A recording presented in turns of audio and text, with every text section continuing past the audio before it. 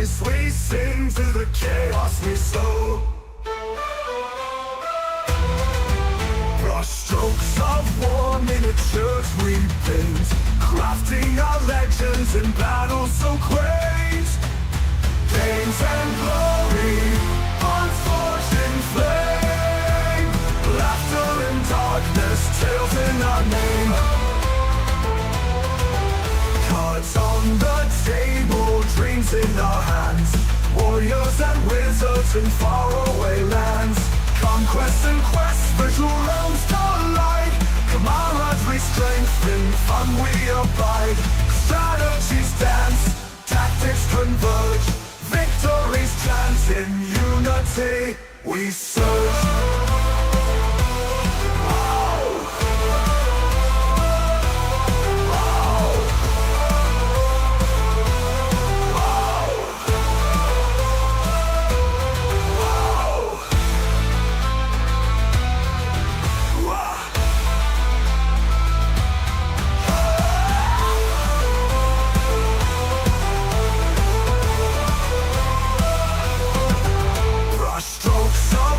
Miniatures we paint, crafting our legends in battle so quaint.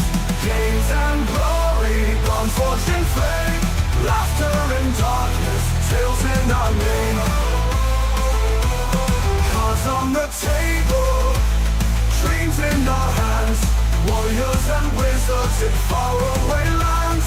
Conquest and quest, virtual realms collide, camaraderie, strength, in fun we abide. Strategies dance, tactics converge, victories chant, in unity we surge, we surge.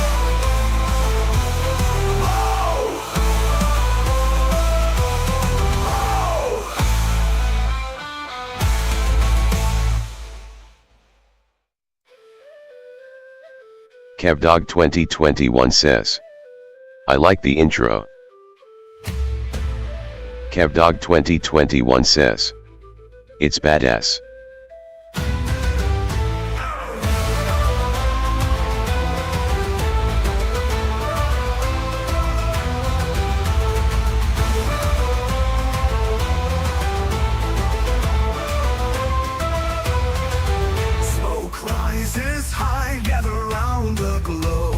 Dice we sing to the chaos we sow. Brushstrokes of war, miniatures we paint, crafting our legends in battle so quaint. Gains and glory, unforged in flame, laughter in darkness, tales in our name. Cards on the table, dreams in our hands, warriors and wizards in faraway lands. Conquest and quest, virtual realms. Well, hey everybody, how y'all doing? I hope you're having yourself a wonderful Saturday so far. I'm just chilling here, trying to figure things out as I go. I was supposed to be streaming to Twitch and Facebook at the same time, but for some reason I'm looking at myself over there and I don't see it streaming. But hey, Kev, man, thanks for coming by. Do the drive-by looky-loo coming on through and checking us out today. We're going to do a little painting. A little paint and take, baby. You know what I'm saying? We're going to have a little chill vibe. Speaking of, let's throw in some music here as well. Well, I guess I don't need those open because they're not doing anything, so there's that. Oh, you gotta log in, go to newsfeed. Okay, let's see.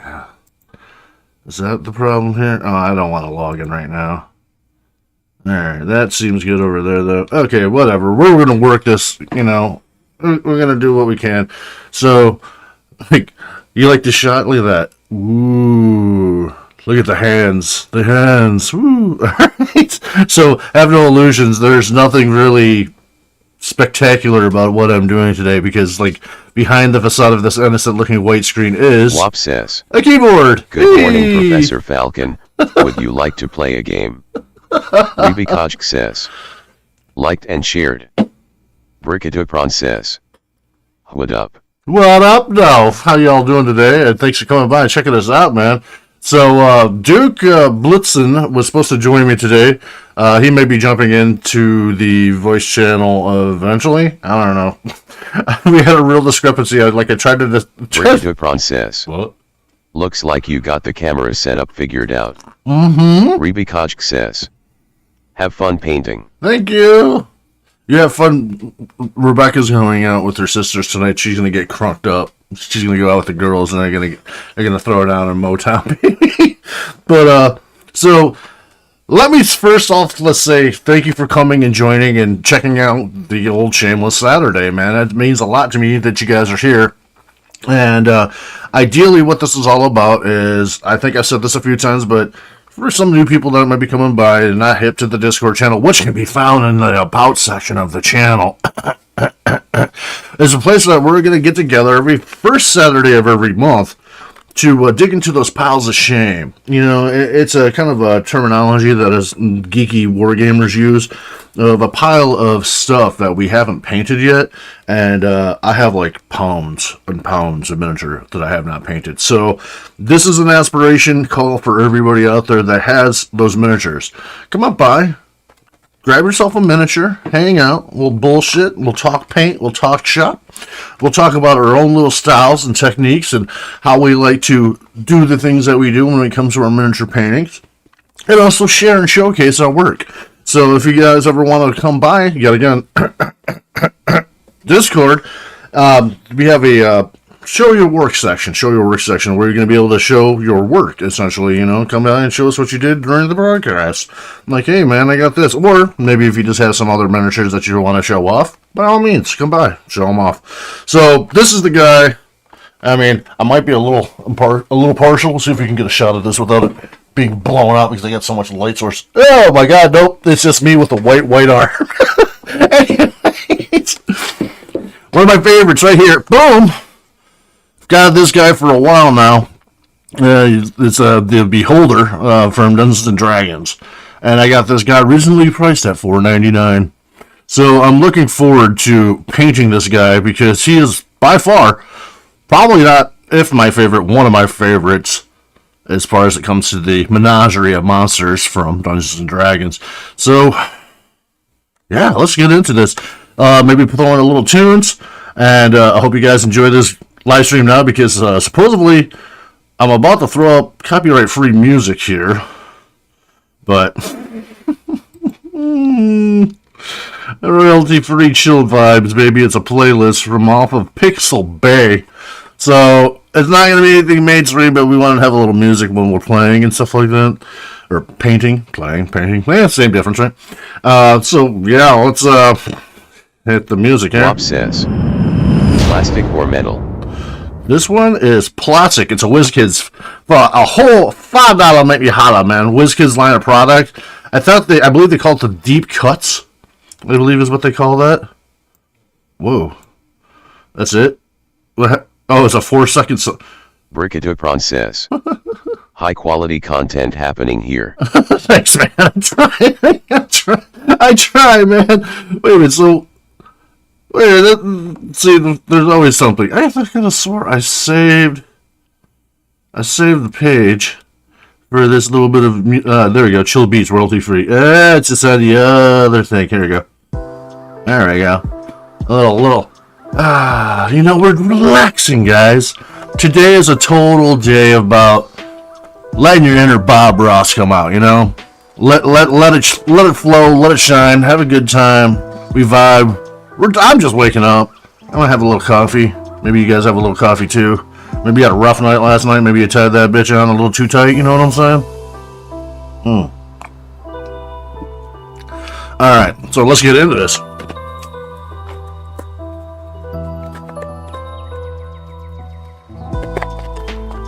So this one's pretty cool because it's got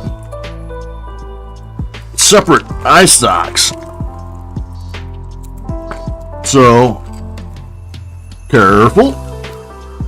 We take the base out here. We got ourselves a nice little base. I don't know if I have any glue, but if not, we'll find some glue eventually and mount it. But we got a base, and then these little eye stalks here that are plug-in So you can take out some of the other eye sockets. That just looks like a piece of chaff. Looks like a little extra bit or something. Or maybe that's for the eye? I don't know. We'll figure that out. But so you can see like the little spell effects from the Beholder if I wanted to paint them like shooting off like little eyes rays and stuff like that. I don't know really want to do that per se, but because I'm kind of just a fan of the OG, which is a beautiful sculpt. Process. Is there any mini paint in particular you recommend? Me? I've got some 40k Fire Warriors that have been sitting around in the box for probably about 4 years now. Well, it's like this. I look at it like this.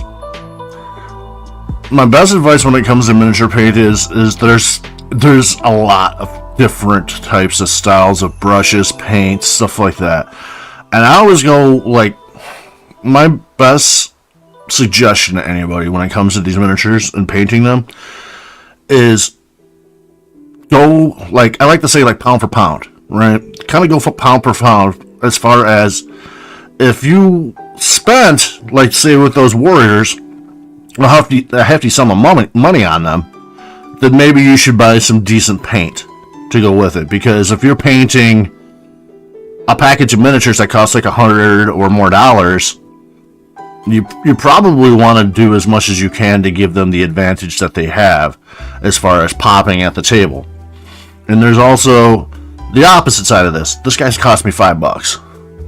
So even if I do a bad job on it, I use bad paint, because what I'm going to be using is some good old-fashioned 55-cent acrylic craft paint, apple barrel.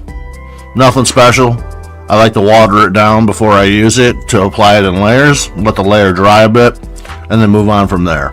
So if you're feeling like you want to go down the road of, say, like Army Painter or some of the other bigger name brands of paint, that probably wouldn't be a bad idea. Depending on the project that you're working on, of course. But for me personally, I've been painting with cheap paints for the longest time, but I paint like plastic miniatures for the most part, because there's a difference between like painting for like a tournament ready style paint, right? Or say like a competition versus what, other terminology is called table ready. And table ready means is if you throw it on the table, it just looks good for about 3 feet or so or more in distance. Because you're, about as long as your arm.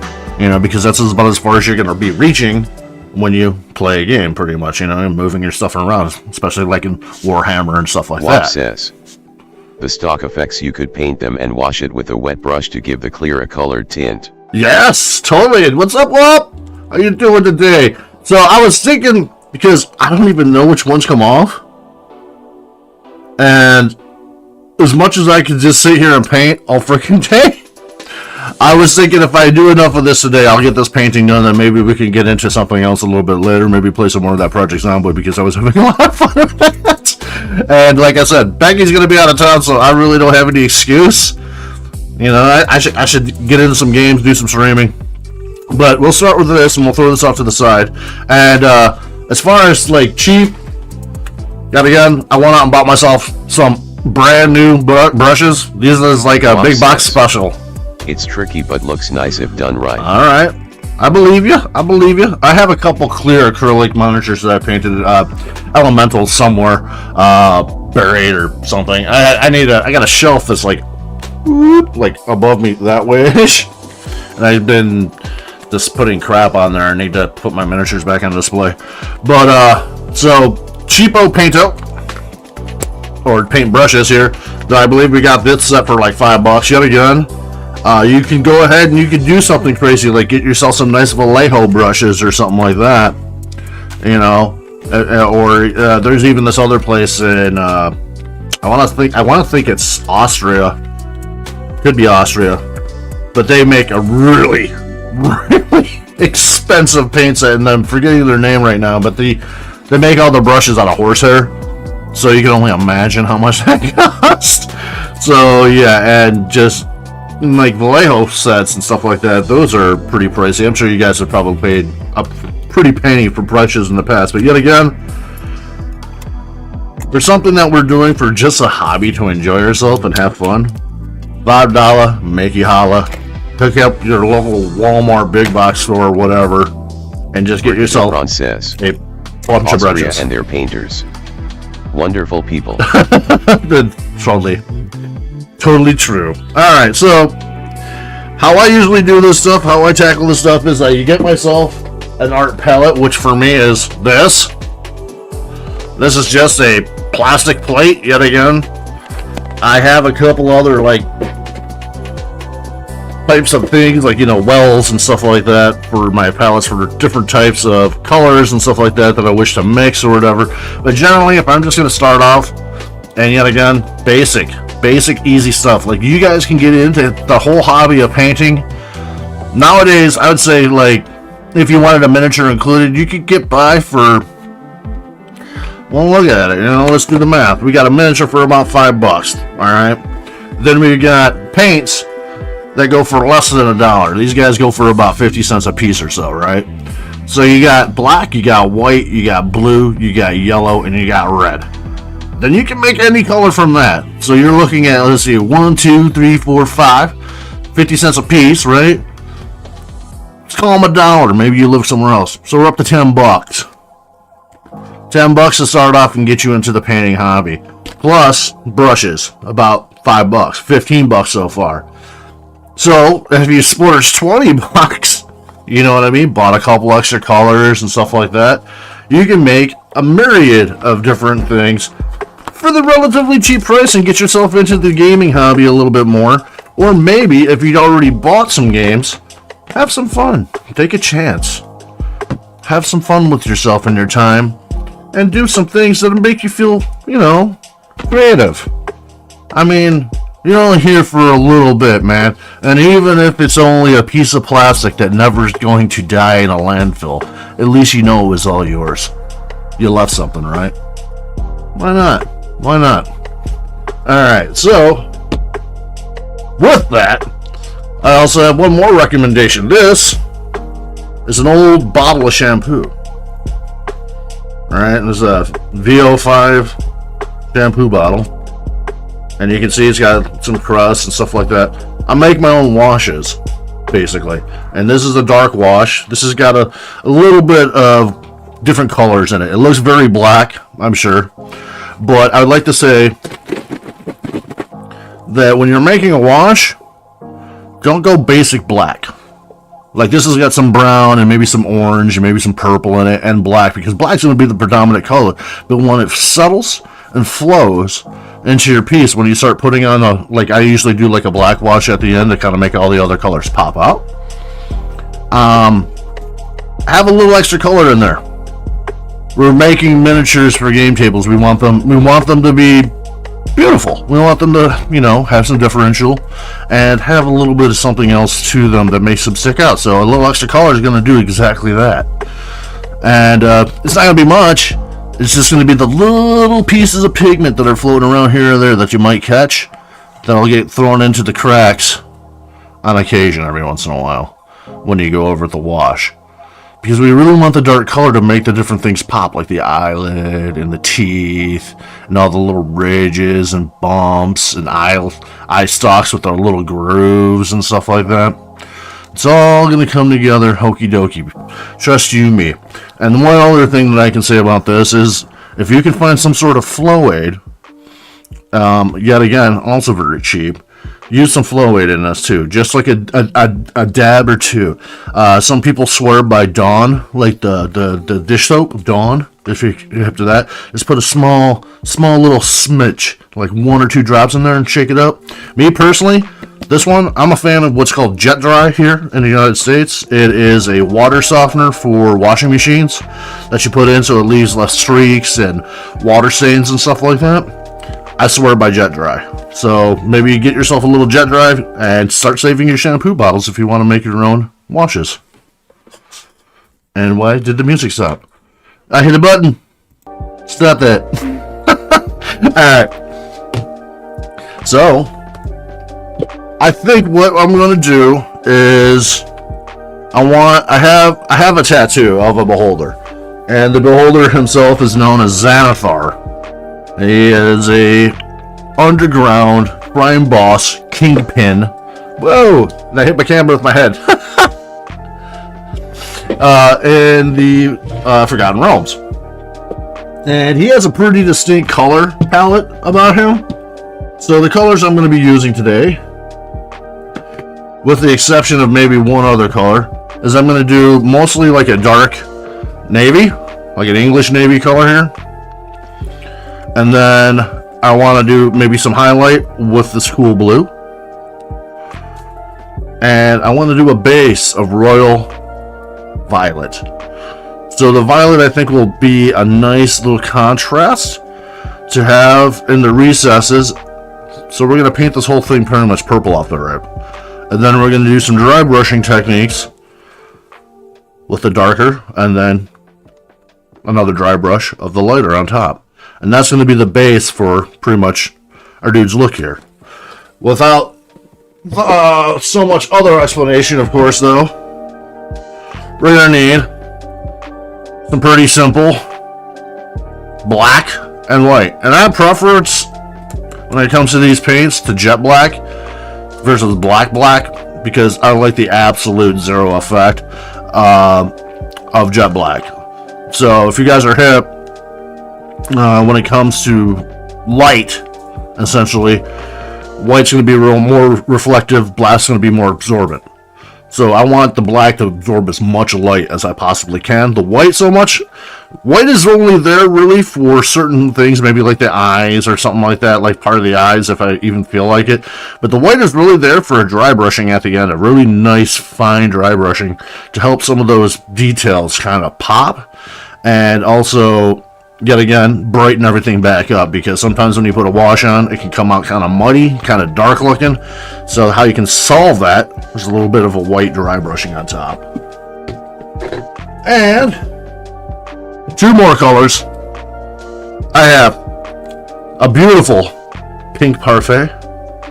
I think that'll work really nice for his mandible, mouth, tongue type area. And then you also have a nice light yellow for the eyes. Alright, so let's get into this bad bitch. Alright, let's see here. I'm gonna give this a little shaky. And yeah, let's get into it, guys. And if you guys have anything that you're painting, by all means, yet again, let me know in the comments. We're going to talk about just about anything. I like to say that I'm like one of the world's biggest proponents of free speech. You know, you can talk about whatever we want while we're doing this. I do not concern myself much with words, because when it comes to me and my philosophies, it's not about words, it's about actions. People can say a whole lot of things, but until you do those things, it's nothing but theory at that point. You know, I like to think that humor, you know, is a wonderful thing, and joy and emotion, emotional content, emotional context too, right? We're all kind of tied up and maybe burying who we are, and it's kind of, to me, it's a damn shame. It's a big damn shame, you know. However you're gonna find yourself, you know, when you can't even express yourself. How are you gonna let anybody know who you are if you never know who you are? Can you see the butterfly effect of this? I hope you can. I'm gonna use my fucking teeth. There we go. Rip that plastic. Alright. It's a brand new paint. Oh, it's a lot thick. She's a thick girl. There we go. And I definitely want to water that down. I'm just using my little caddy here. And I got a few things. I got one of these on the side here. This is like a little fruit cup. You know, it's just like me, a little fruit cup. No, I just use this for my clean water source. And that's right here. It's also going to turn into my mixed water source or my cleaning water source. And I just take this and I'm going to dip it into the water, and I'm going to use some of the water and dump it into the paints to thin them out a little bit there.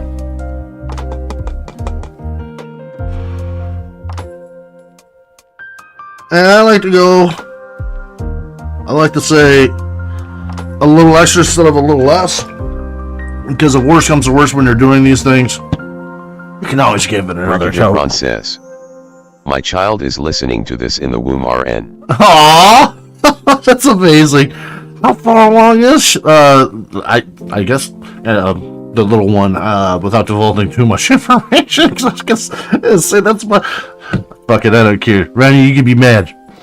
That's my great grand niece or nephew, or not my great, but my grand niece or nephew. So, or just no, it'd just be my niece or nephew. Yeah. Oh my God, what am I doing? Brain fart. But my niece or nephew that he's talking about right there. My future niece or nephew. Amazing. So fucking cool, man. So like what? You're like what? About 6 months? 5-6 months out right now? What's your kid?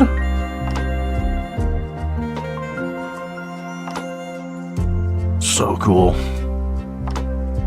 Alright. So I might have been I might have went a little too much, but we're gonna go ahead and just start hitting this bad baby. And just start slapping this purple all over it. And I ain't gonna worry too much because, like I said, this is a recessed color. And this is the color I want. I'm going with a bigger brush because I just want coverage. I just want to get this miniature all set up, all figured out. And I'm going to let gravity do its work. You can see how it's kind of falling into all those recesses nice. Just like I wanted. Brigadupron says, 28 weeks right now, just under 3 months left.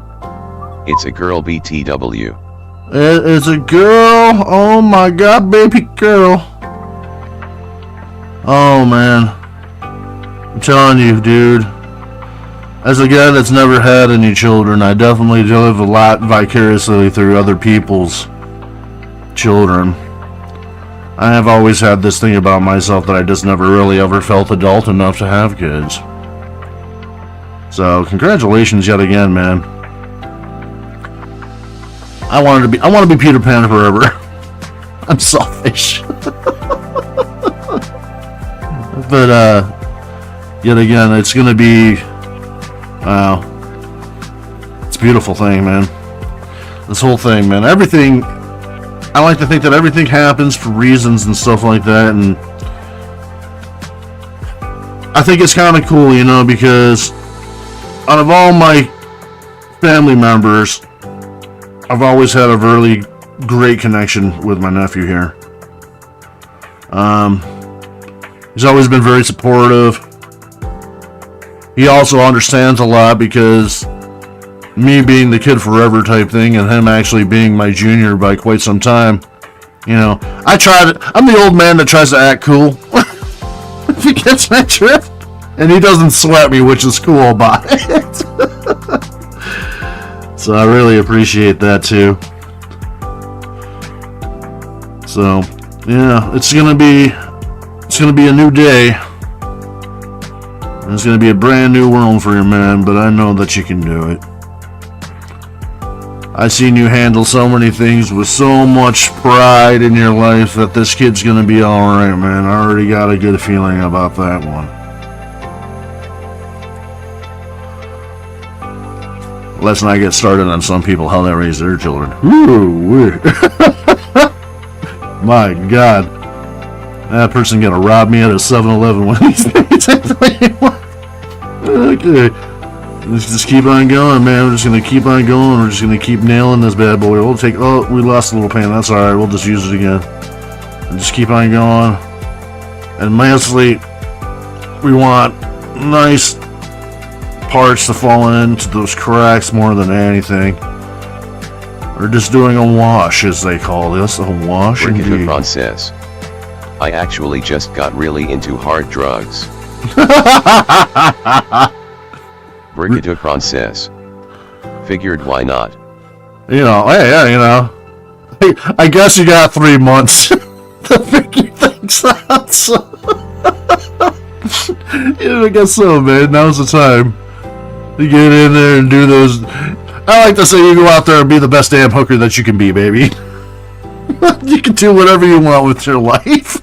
Just do a good job at it.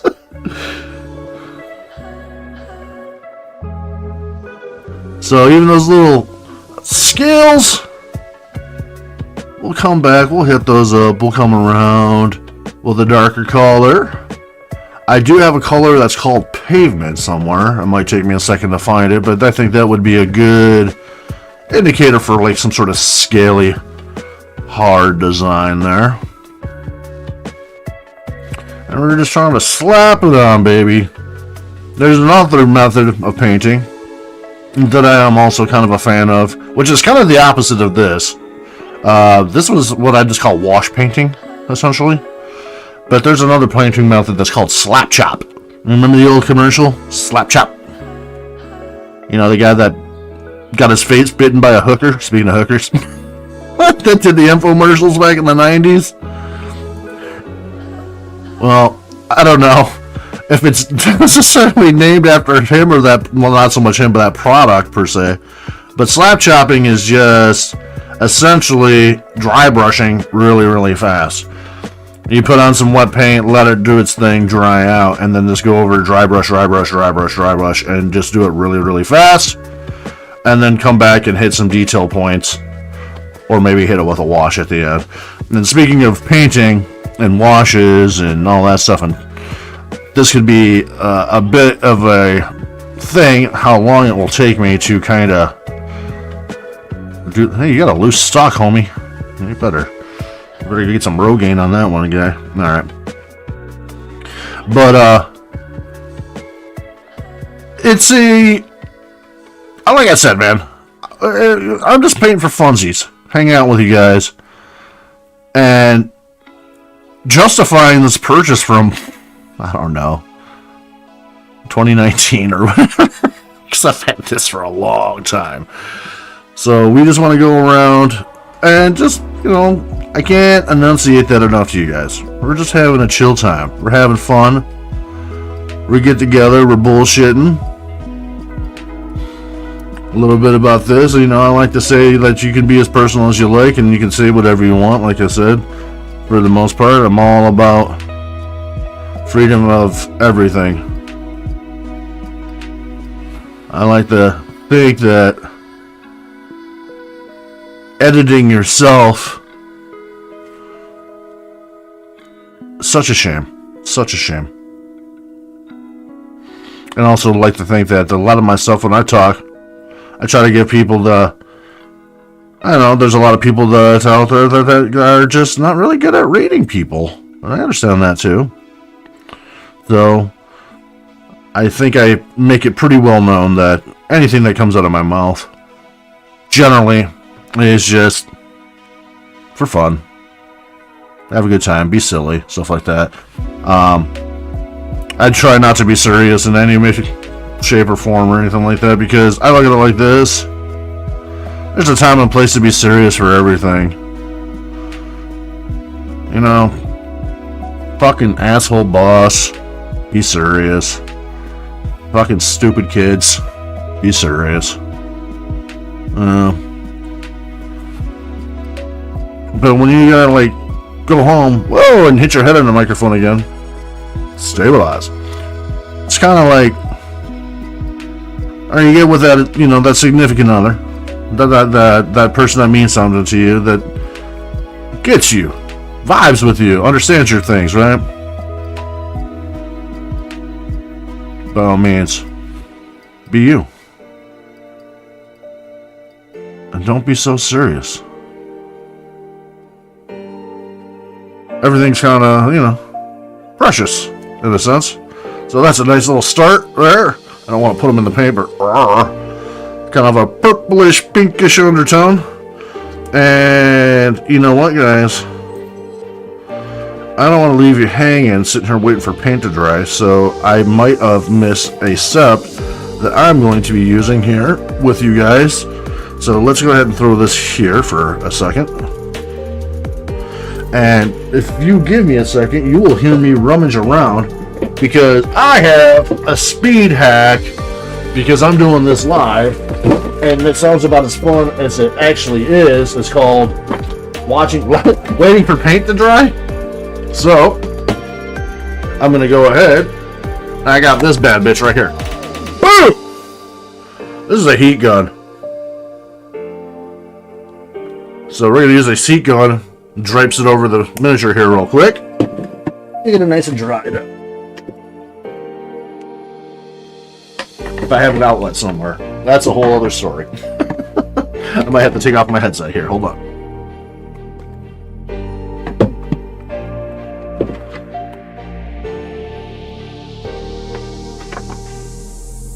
Oh my god. Oh, one outlet left. Alright. Jeez. I got so much shit right now all over the place. I really don't want to spill coffee. I really don't want to spill my water. Let's see if we can be a smooth criminal. Just plug in. Yeah. We did it. So far so good. Have a little bit of a heart attack there. Alright. And by all means, you don't need the heat gun, but I'm doing this live, right? So anything to kind of help speed up this process. So you might hear a little whirling.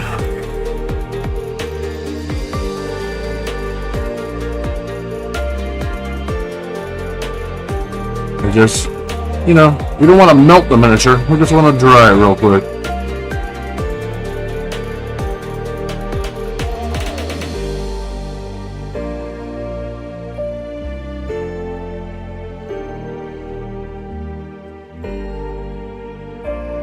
Because you can't really do any dry brushing with a wet miniature.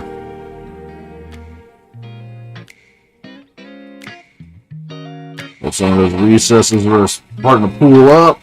Let it sink down to the bottom, which would be perfect with me.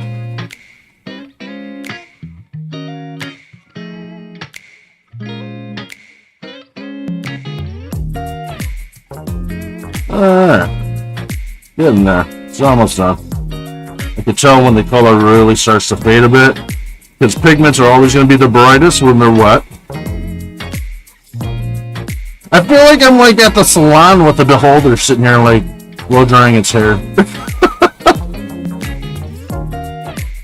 So, any good news?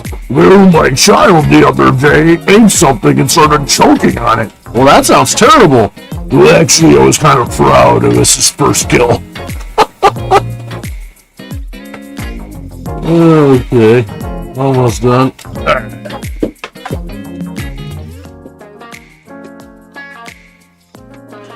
And you can see, kind of lighting up. We got this nice, like, flesh tone kind of going on here. And that's good because, like I said, the black's going to come in and it's going to tie it all together anyways at the end of the wash. So, let's go ahead and maybe scale down our brush a little bit here. I'll go with this one, which is a pair of glasses. This one says, where get a pair of glasses. This is a size 5, whatever that stands, whatever that means. I really wonder what this is for. Does this go over the eye? Is that what this is? Let's see here. Let's try to figure out this little bit of plastic right here. Is this what this is for? Well, if it is, it did a really poor job of making it the right size. Oh, yeah. I mean, it kind of fits. See what I'm saying? Like that weird... It looks foggy, though. I don't know if I like that. Well, I might have to live with it now because it's stuck. Come on now, get out of there. Alright. And I like to paint from the inside out, which is also another good tip for you guys. Always start at the inside of the miniature, so like the deeper parts, and work your way out. So we got this decent sized brush, and I don't want to sit here painting this tongue forever. So I'm going to take this right here. This shit right here! And we're going to go ahead. Bad Sad says, hello. Hello, Bad Sad. Welcome. How are you doing today? I hope you're having yourself a wonderful Saturday so far. Welcome to the Shameless Saturday Show, where we get out our miniatures and do a little paint, baby, a little paint and chat, hang out, have some coffee, work on our miniatures that we've had for a long time, and vibe, baby, vibe. Oh my god, that's so good. Okay, so I want to do the mouth next. Just get a lot of this pink into the mouth. So, I think I'm even going to use a little bit of white. So let's go ahead and use our teeth again. We're going 100% caveman style on this bad boy. Let's get her open, and I'm going to add a little bit of white, just a smidge. You know, you just kind of go with what you're feeling. So I'll show you here in a sec. Just a little bit of white with that pink there. Nothing too cray-cray. Just something to kind of bring it out, blend it out a bit. And another thing that I just realized is you should always wet your brush, especially if it's new, before you dip it in the paint. You really want those fibers of the brush to kind of do their thing. Kind of look at like a brush, like an old-fashioned quill, like the old pens. The more you saturate it, the longer it will last as far as pulling that paint out for you. Okay, so go back on in here. I'm just gonna stab them in the throat here with pink and white. Get all that. Like I said, we ain't too worried about hitting high parts because we're going to come back around. We're going to paint because we're just going to go right over it. And we're using two very light colors, pink and purple. Okay, if my arm will stop jumping, thank you. So it shouldn't be too hard to cover up. We just want to get some color in there. Nothing too crazy. Nothing too crazy. Just having fun. And if we got a little bit of paint on the teeth, oh no, we got a little bit of paint on the teeth, just wipe it off. We're good. We're good. And yeah, I mean, it was a lot of paint for a little bit of work there, but we'll let it sit there and we'll let it simmer down a bit with that water. And maybe, if we need to, come back and we'll do a little highlight in some of those areas, like right there underneath the tongue with that same paint after we hit it with our wash. So pretty easy, pretty simple, easy breezy, beautiful cover girl. Alright. And we ain't gonna really worry about hitting that mouth right now with the heat, the freaking blow dryer or whatever, the heat gun, because yeah, this should chill. It'll come back. We'll figure it out in a minute or two. And let's not. And here's another pro tip: never wash your brush off in your coffee cup. I almost did it. I've done it before too.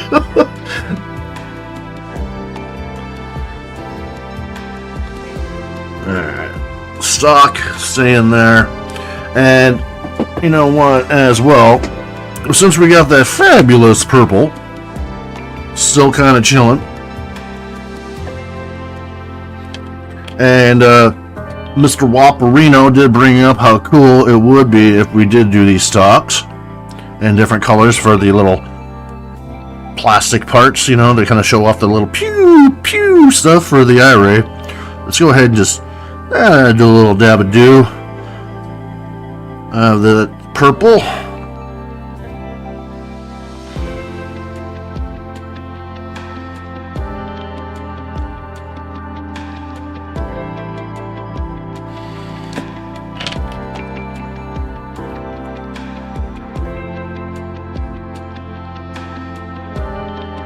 Kind of stretch her around, and then we can just set those to the side and let them do those things too, man. Let them marinate in their own juices, if you will. Soak up some of that pigment.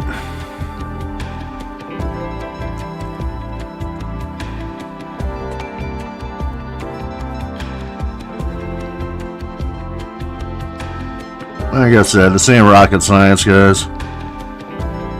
It's just fun stuff. For me personally, I enjoy it. A lot of different facets about me and my personality. And I don't know about you guys. If I feel like I RVT don't... says, Oh, hello.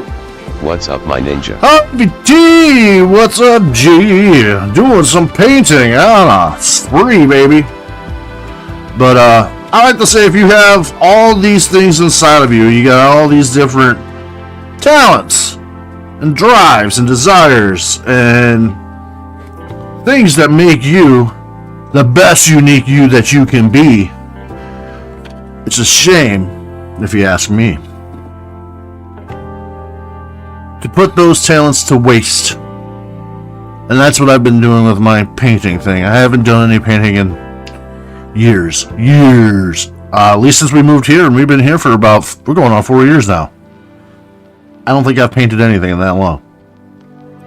And you start to feel those things start welling up inside that you need to create, you need to do. You have this, I don't know, even with the word, I describe it as you have this, you got this inside of you.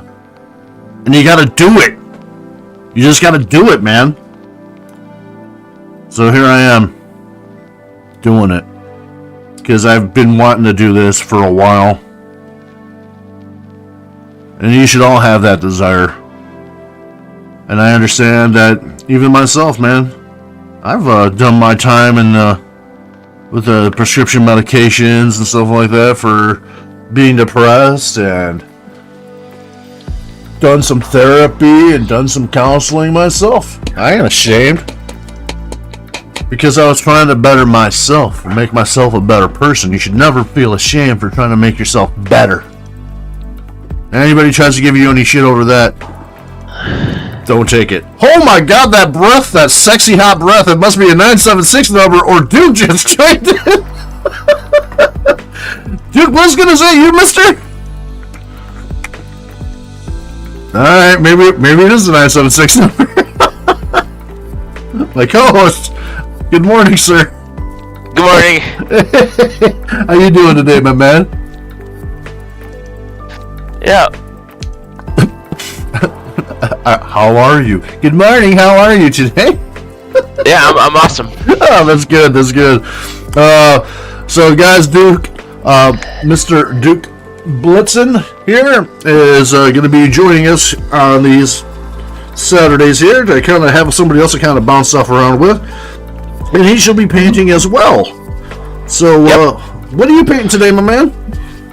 I'm actually trying to decide what I want to do. Well, maybe got lots. pose it out into the questions, man, and maybe somebody in chat will drop their opinion. Sorry? You cut out. Oh, I'm saying, shoot it out to, say what you got on mind for what you want to paint, and maybe somebody in chat can give you a point in the right direction there. Okay, sure. Alright, I don't have that open, but you can tell me what they say. I've got Jungles of Delthrak. I got some black and white ones. Just white over them. I've got... I don't think I'll dare try paint some Star Trek miniatures. I'm not that good yet. I like Star Trek. I like Star Trek. I don't care. Like I was telling everybody earlier, it doesn't matter what your level is as long as you're just doing it. That's the most important thing. Just do it. Right. Yeah. Yeah, but yeah, you're right. Like I've got like if you got doubles, like that's a good thing you could practice on. Because if you screw it up, it's like okay, no big deal. It's a double, right? But if you got one copy of something, if you screw it up, then you got to like maybe wash the paint off or like paint, right? I mean, I got a good solution for that too, man. If you're using plastic miniatures or even metal miniatures, any type of degreasing agent, man, is really good for that. We have a product that's in America that's called Simple Green. All right, yeah, I've heard of it. It's really easy. You just throw the miniatures in there and let them soak for like a week, and then come back and you can just hit them with the toothbrush and pulls the paint off on like a skin. Nice. Yeah, I know that for the old Hero Quest, the 1986 one, the Milton Bradley version, there's like a tried and true way, a method.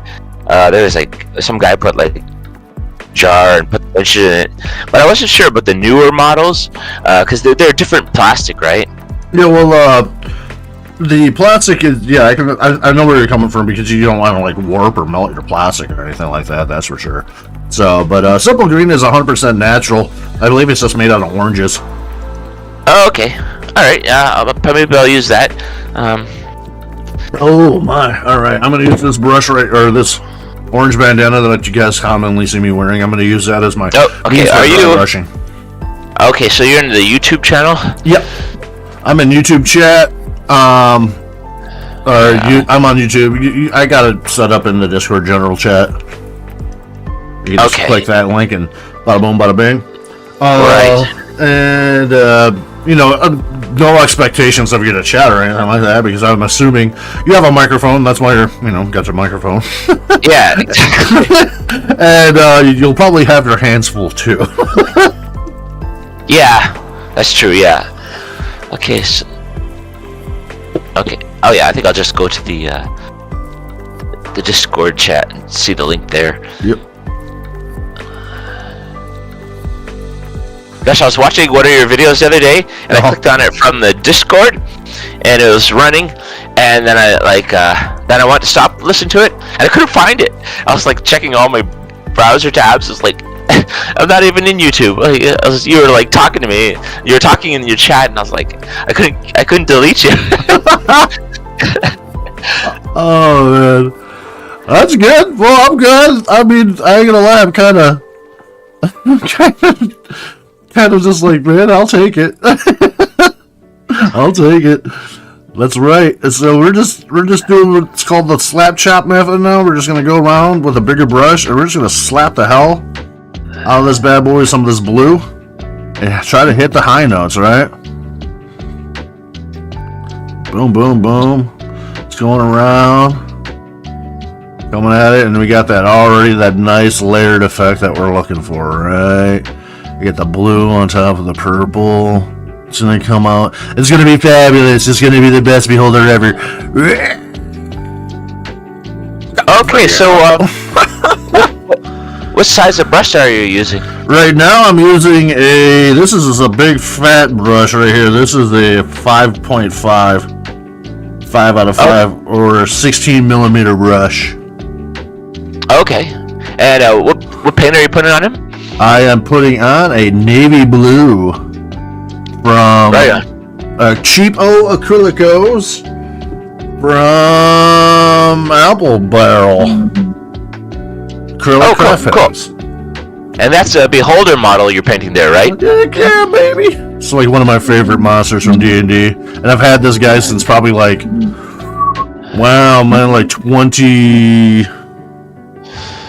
2020, around Apple Barrel, right. Yeah, I have some of those. Yeah, I get those at Walmart. Yep, that's what I was saying, man. But before you know it, Walmart's going to owe me a product placement.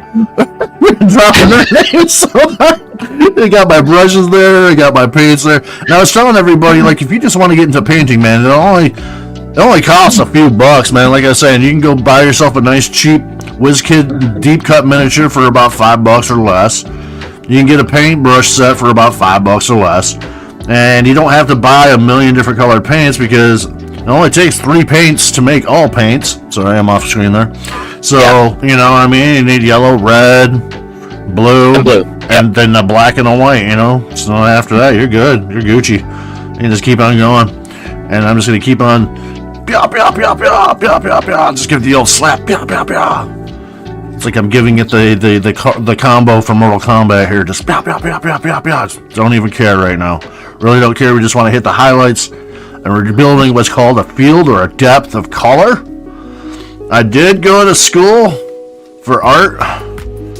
I never finished, but I was going for art major. So some of this stuff just feels like it's just like on a repeat and stuff that I've fucking talked about in school. But essentially, we want tonality, and typically with tonality for like as far as varying tones and shades and stuff like that, you usually want to work dark and work out. What I'm doing is a little bit different because I want that color of purple, that light color of the purple that's underneath, to show through after we hit it with our wash a little bit, to try to give and drive the point home that this beholder's scales are like armor, or like hard.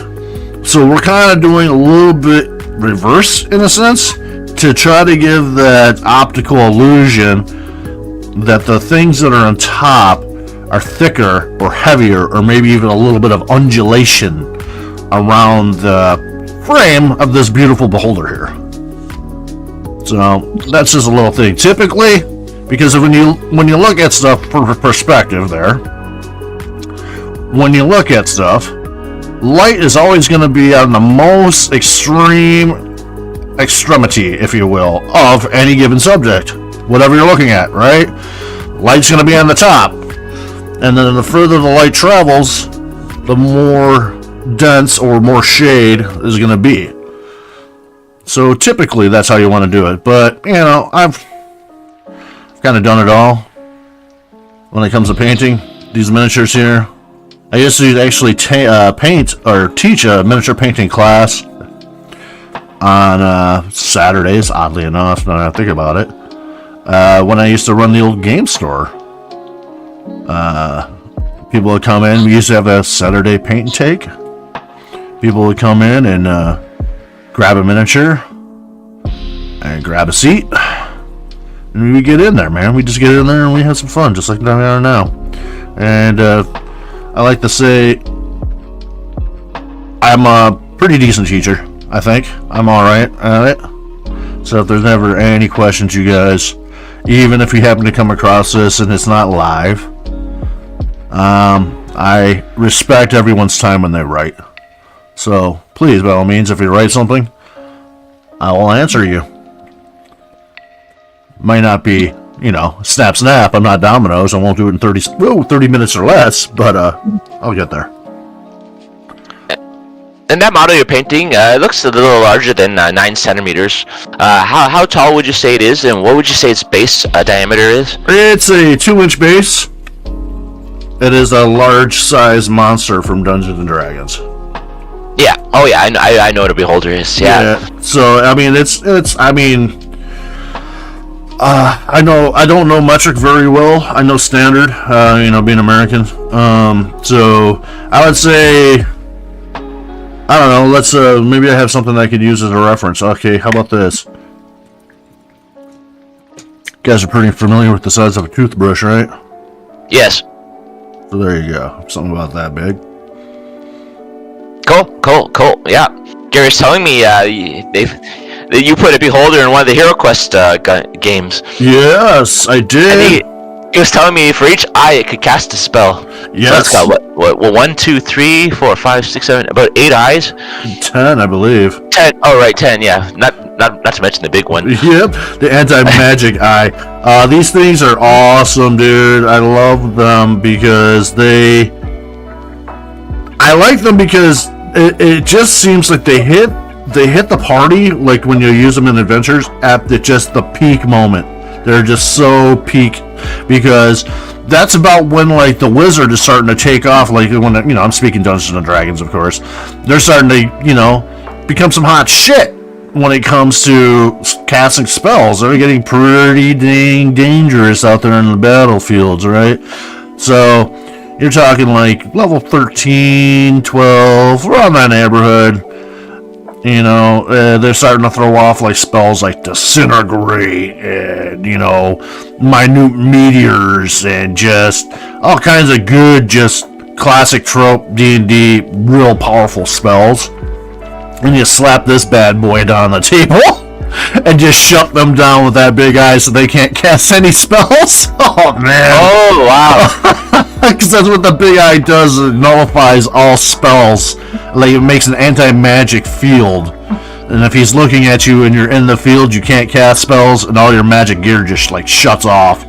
Oh, wow. Yeah, so it's such a great great surprise to throw at the party when they, like, especially that wizard, man, when they start having that answer for everything. Woo, I keep on bopping my head. I got the boom mic, or the light, or not the light, but the camera right above me, and I couldn't figure it out without having the freaking little grabby knob, having to point down, because it wouldn't, like, go up into the actual tripod without being off and not giving me a true soundward shot. If I remember right, beholders have more stocks when they're older.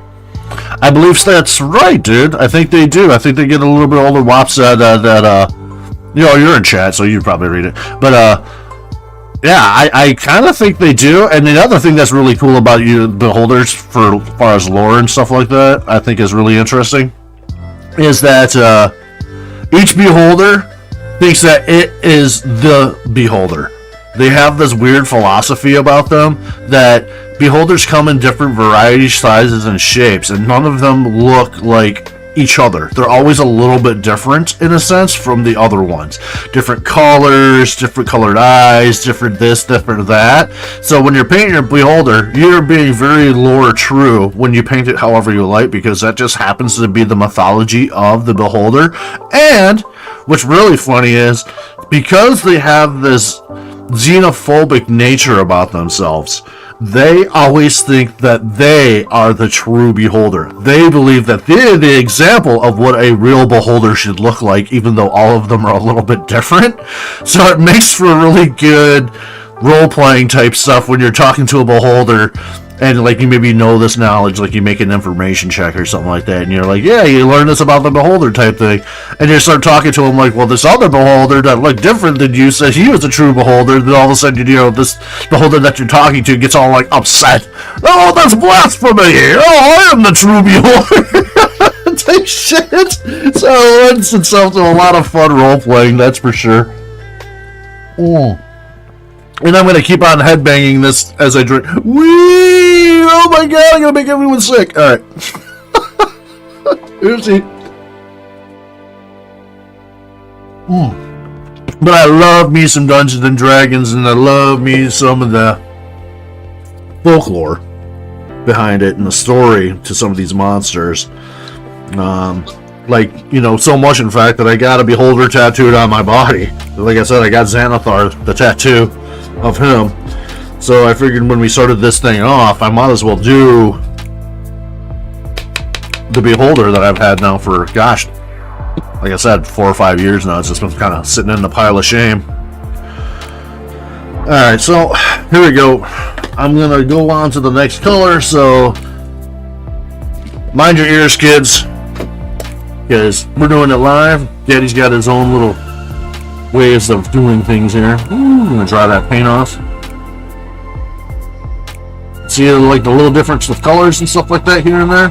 Not worried about it. It's a monster that could be anything we want it to be. So I'm just going to go ahead and zap it with this heat gun here. Just to speed things along a little bit, get that paint to dry up nice.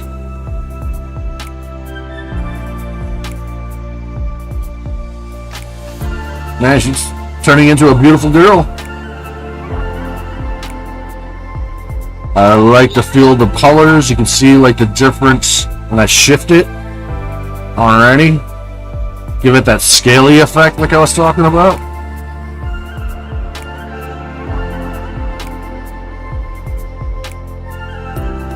And like I said, it's just like we're taking the beholder for a salon day. And like I said earlier, so tell me your problems, beholder. Anything else going on in your life?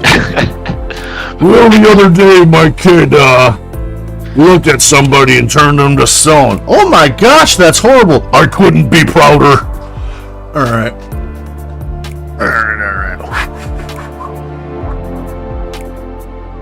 It's a hot, the spicy. Cool it off. Alright. So I was saying the Mabel I was saying. Now we're going to start doing some of these details. We're going to start picking those apart. So what I'm going to do is we're going to take a smaller brush. Let's go with... Let's go with a pair of glasses because I can't freaking see. Oh, that's a 1. No wonder it's such a small numeral to see. It's like it's a slash. Oh, that's a 1. Okay, my heat gun just committed seppuku. It just jumped off the table. All right, get that? Yeah. So nothing too crazy. All right, and then we're gonna get in there. We're gonna get the white of his eye before we move on to hitting it with the yellow. And I'm gonna just do this straight up normal because we just need a little dab of white in there to kind of cover up that purple that you might be seeing in there. Like I said, and then we'll hit the teeth too. We might as well, right? All right. So what did you choose, Duke? Oh, I haven't chosen yet. I've been commenting and talking with you, and no worries, no stress, no struggle. Yeah. It's a good day, baby. It's a good day. See if I can get you on the camera here. All right. I was trying a different method, painting stuff like well, initially I primed the model black, and then usually I do what you were talking about. I work the darker color first, and then the lighter colors out. Mm-hmm. But I found it's really, and I've just started experimenting with dry brushing. And yeah. I found it really brings out the details in the model, and so I was trying just priming the model black, and then with a white acrylic, dry brushing the models. Yes, that's also you ever heard of a Zenithal highlight? So what that is essentially, it's pretty much what it sounds like you're doing, is you take a dark color, right, like black, to prime with, and then what they do is, instead of doing the shading through the painting itself, is they do what's called a Zenithal highlight, which is you would spray the miniature from the top more, and like the top around it, so it's going to be brighter and have more white on the top, and then the underneath will have a black recess type area, so when you go to paint it, it'll already have your natural shading on there. Oh, I see. It's really cool, but I didn't do any of that. I got this nice WizKids model, which is pretty cool because it doesn't need any primer or any of that stuff. Let's pull it out of the box. Oh, right, yeah. And we're good to go, baby. I have the WizKids townspeople and accessories, Ooh. and it says on the box, already primed, just ready. Yep.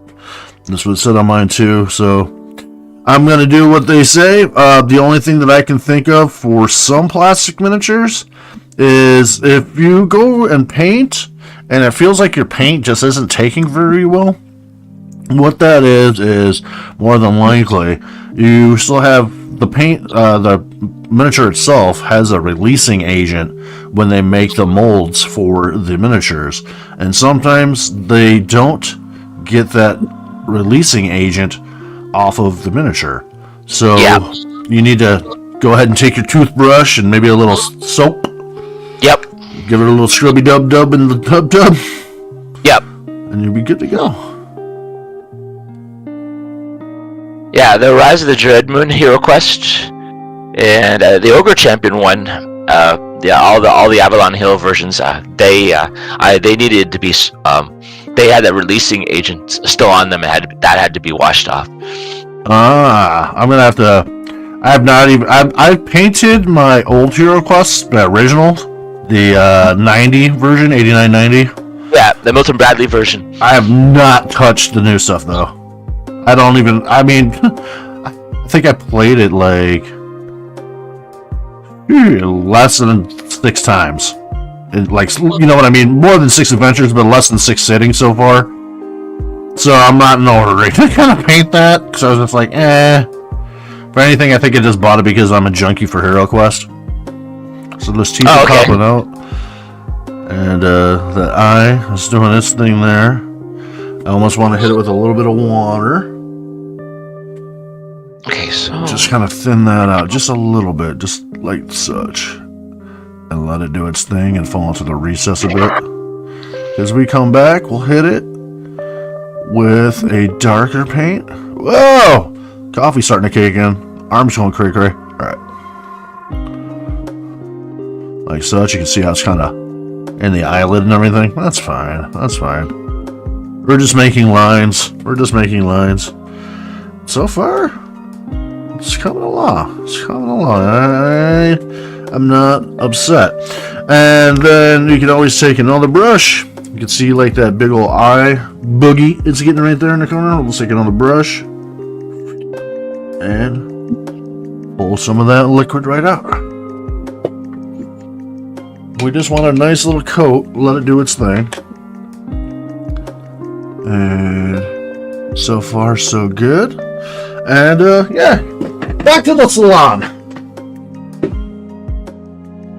Go ahead and dry that eyeball on this teeth real quick.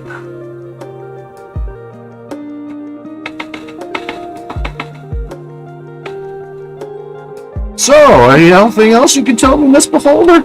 Well, the other day I had to go to school. Oh yeah? Why did you have to go to school? My kid was being incorrigible and outright just terrible. Oh, I'm sorry to hear that. I couldn't have been prouder. Alright, come over here.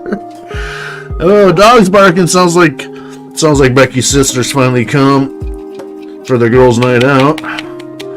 I'm happy for her for that. Let her get out there and do her thing. I already teased. I was just like, she's gonna get out there and she's gonna get so crunked.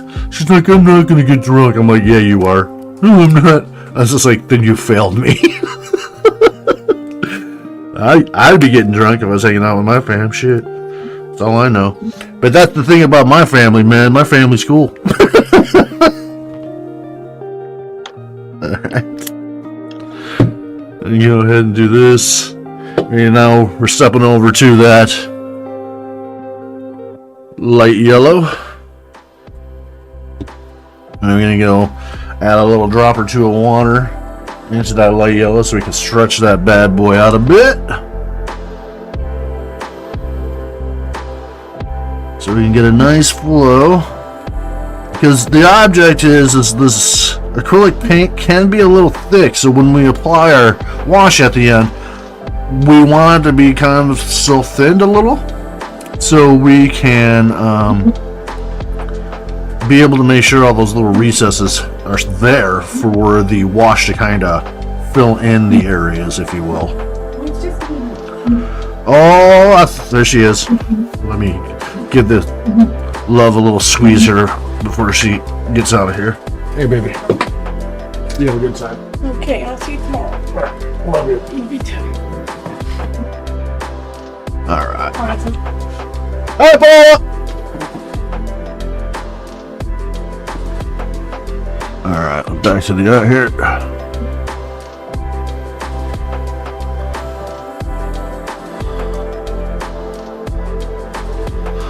And it's another thing that I could maybe give out as a little weird pointer here. You ever watch the Olympics, Duke? Yeah, I did. Earlier, yeah. So you know you're familiar with the steeplechase event? That's when like they go off on skis and they have to stop and slow their heart and shoot a gun, and then they go off to another area. So I like to think that just like aiming a gun or anything else that requires any type of like this precise, like, you know, you got to get in there and do this type of thing, like hit your mark. Right. Take a nice breath. All right. And then apply your paint when you're exhaling. Give yourself a little bit more steady control. Oh, okay. Cool. Good advice. When you use, speaking of the heat gun or guns, when you use the heat gun, are you just blowing dry air, or do you have the heat blowing as well? I got the heat going because I want it to actually dry. Right. Because I was literally sitting here waiting for paint to dry. I don't want to put anybody through that, no, you know. Right. Like sometimes I found like there's little tiny pieces of hair or dust they get on my models, and I can't see them with my reading glasses, but when I zoom in with the camera, I can see it all. And then sometimes I'll dust them off, and there'll still be dust on them. I was thinking, well, what if I use a hair dryer and just blow air? Maybe that will get some of the tiny hairs and dust off the model. Yeah. I was thinking about that. I mean, I've never really thought about that, but yeah, my miniatures do get dusty too, because I like when I display them, I leave them on a shelf, and I don't touch them enough. You know what I mean? I don't handle them or clean them, but I would think maybe just like if you really wanted to be like that guy, maybe just like a I would probably do it with myself personally with just like a damp cotton swab. Right. Just kind of glow, or because I mean that's what they use when they like when they do like those old Renaissance paintings and stuff like that, and they go to clean those up. They use a lot of Q-tips for that, and I believe it's called isopene alcohol, something like that. Oh, right. And they do a lot of little touch-ups. And we're just going along, and we're speaking of doing touch-ups. We're just touching up the old eyeballs here. A little bit here, and a little bit there. We want these nice little yellow dots to highlight and pop out. Oh, see, it's already coming together. Look at that. Looking pretty good. It's starting to look like it'll be just fine at my table, and I hope yours too. Let's see here. See, some of these stalks though are kind of weird. You gotta find that slot where you can get in where you fit in type vibe. And let's go over here and hit this eye as well. And let's get a little bit more over on that eye. Like I said, if it's 2 coats, it's 2 coats. No big deal. Let's come back, we'll hit it again, you know. We wanted to, me personally, everybody has their own painting things about them. I like color. I want Wormhole variety. Interaction says, 07 what's going on everyone? What's up, Wormhole baby? You having a good Saturday so far? What's going on, man? You know the vibes, baby. It's another Shameless Saturday when we get in here and we get those old miniatures out and we give them a paint, baby. Interaction says, happy Saturday. Hey, thank you so much, sir. Happy Saturday to you, too. How you doing, man? You doing all right? You been good? Haven't seen you in a while. Just want to check in with you, sir. Make sure you're doing all right. You didn't get eaten by a beholder, did you? Look at that. Yeah, see? Like I said, there's something to be said about chaos, right? The discoloration, throwing a couple different colors on there just to break it up a bit. And then when we start tying in those details, oh my baby, it's gonna be a beautiful thing. Alright. So we got that going, and Wormhole Interaction says, life is good, thanks for checking in. Hey brother. Smiley face. That's what we do here, man. We look out, man. I don't know about you, but that's how I was raised, man. We throw love, man. We throw love, baby. Everybody should be out looking for each other. Says, work is absolute dog shit, but hey, I can change the things I can't control. Ah, man. But hey, I can change the things that I can't. Yeah, give me the wisdom to. Wormhole Interaction says, yeah, where's that quote again, man? You know the quote I'm thinking about. Like, give me the power, or give me the wisdom to change the things that I can control. Give me the temperance, I believe that's the word, to give me the, what was the word? Give me the strength. The strength, yes. The strength to deal with the things that I can't control, and then the wisdom to know the difference, right? That's life in a nutshell there, baby. Like, you know, people like want to come at me or something like that. I let them come at me. I let them do their thing. Ain't nothing I can do about that, right? So just like Wop was talking about, we're going to go ahead and we're going to hit this lightning bolt with this light, bright yellow here on this stock, because I don't know about you, but Lightning's yellow. In my mind, lightning is yellow. So we might as well hit that. Oh. And you can see how it got that little bit of a fade through, and it hopefully with this water, it'll wash really well. I got a recommendation for people like myself or who want to paint in brighter detail. Like the model you're working on is quite big. The model I'm working on is like the base is 25 millimeters. Woo! It's like so. I have these eyeglasses. I call them jeweler's glasses. But they have different magnifications for them. They have these different pieces of glass that you snap into, and then you just look through that piece of. You wear like glasses, and then it magnifies what you can see. Oh, for like the details and stuff like that,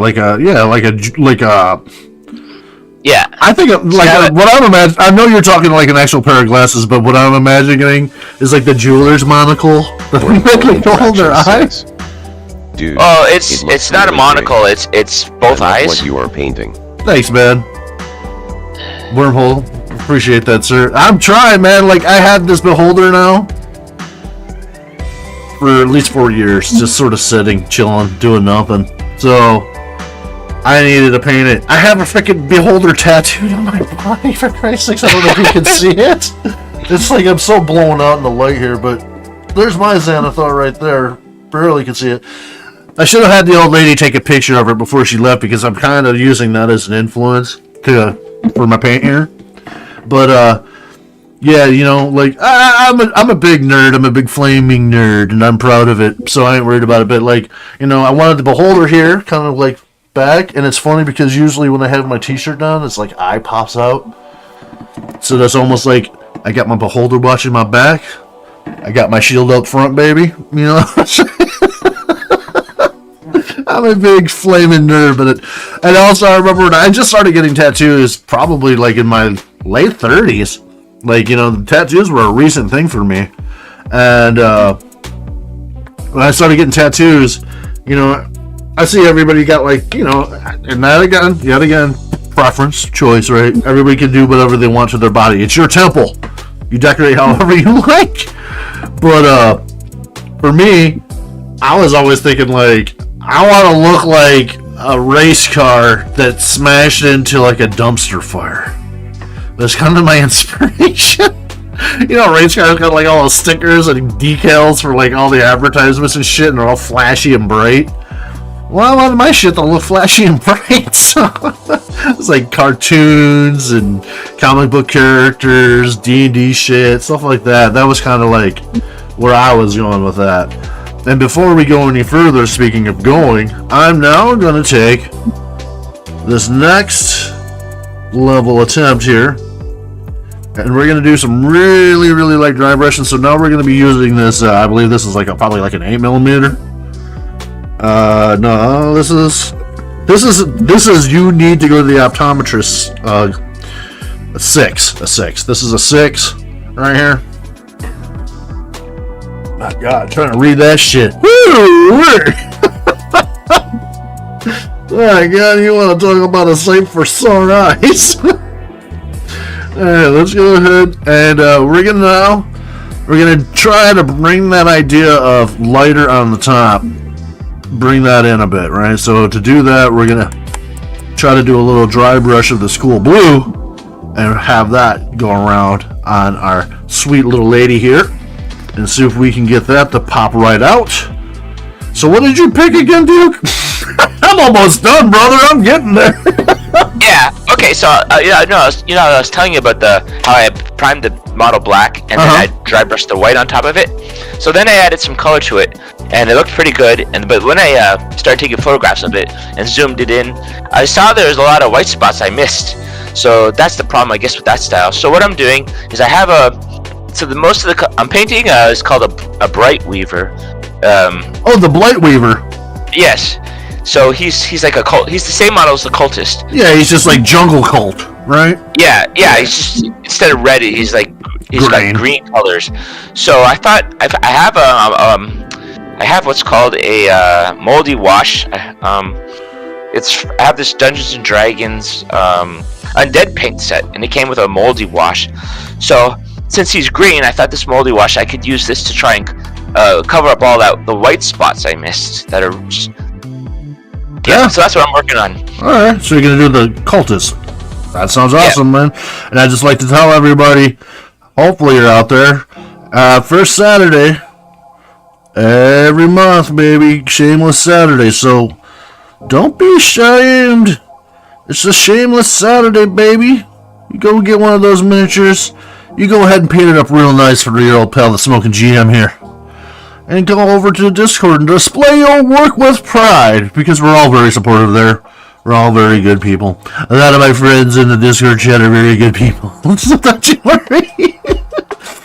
So now we're going to go along with that. I don't know. What kind of blue was that again? Some kind of blue, but we're just going to go ahead and we're just going to... Just the tip, baby. Just the tip. You know what I'm saying? Just the tip, daddy. Go ahead. Get a little drag action here and there because we got a pretty dry brush right now. I'm just going to go along and then bam. Look at that. See? And of course it'll dry a little bit darker, but we're working on that nice blue profile. We want predominant blue and we wanted after effects of purple, right? So, like I said, this is a little bit different, a little bit backwards, but sometimes you just gotta trust your heart and trust the process.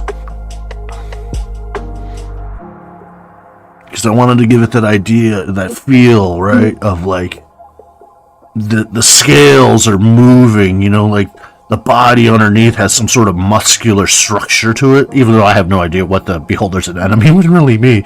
But we wanted to give it that feeling like the plates would shift and move and the tendrils of the jaw would stretch and undulate as, you know, as it was animated per se, as it had life. I like to say things are animated a lot and people kind of default to the thought process of like animation, computer animation, cartoons or whatever. And that's fine. But animation actually kind of believe comes from Latin, which just means life. It's animated, it's alive. So let's put some animation into our awesome looking beholder here. Alright.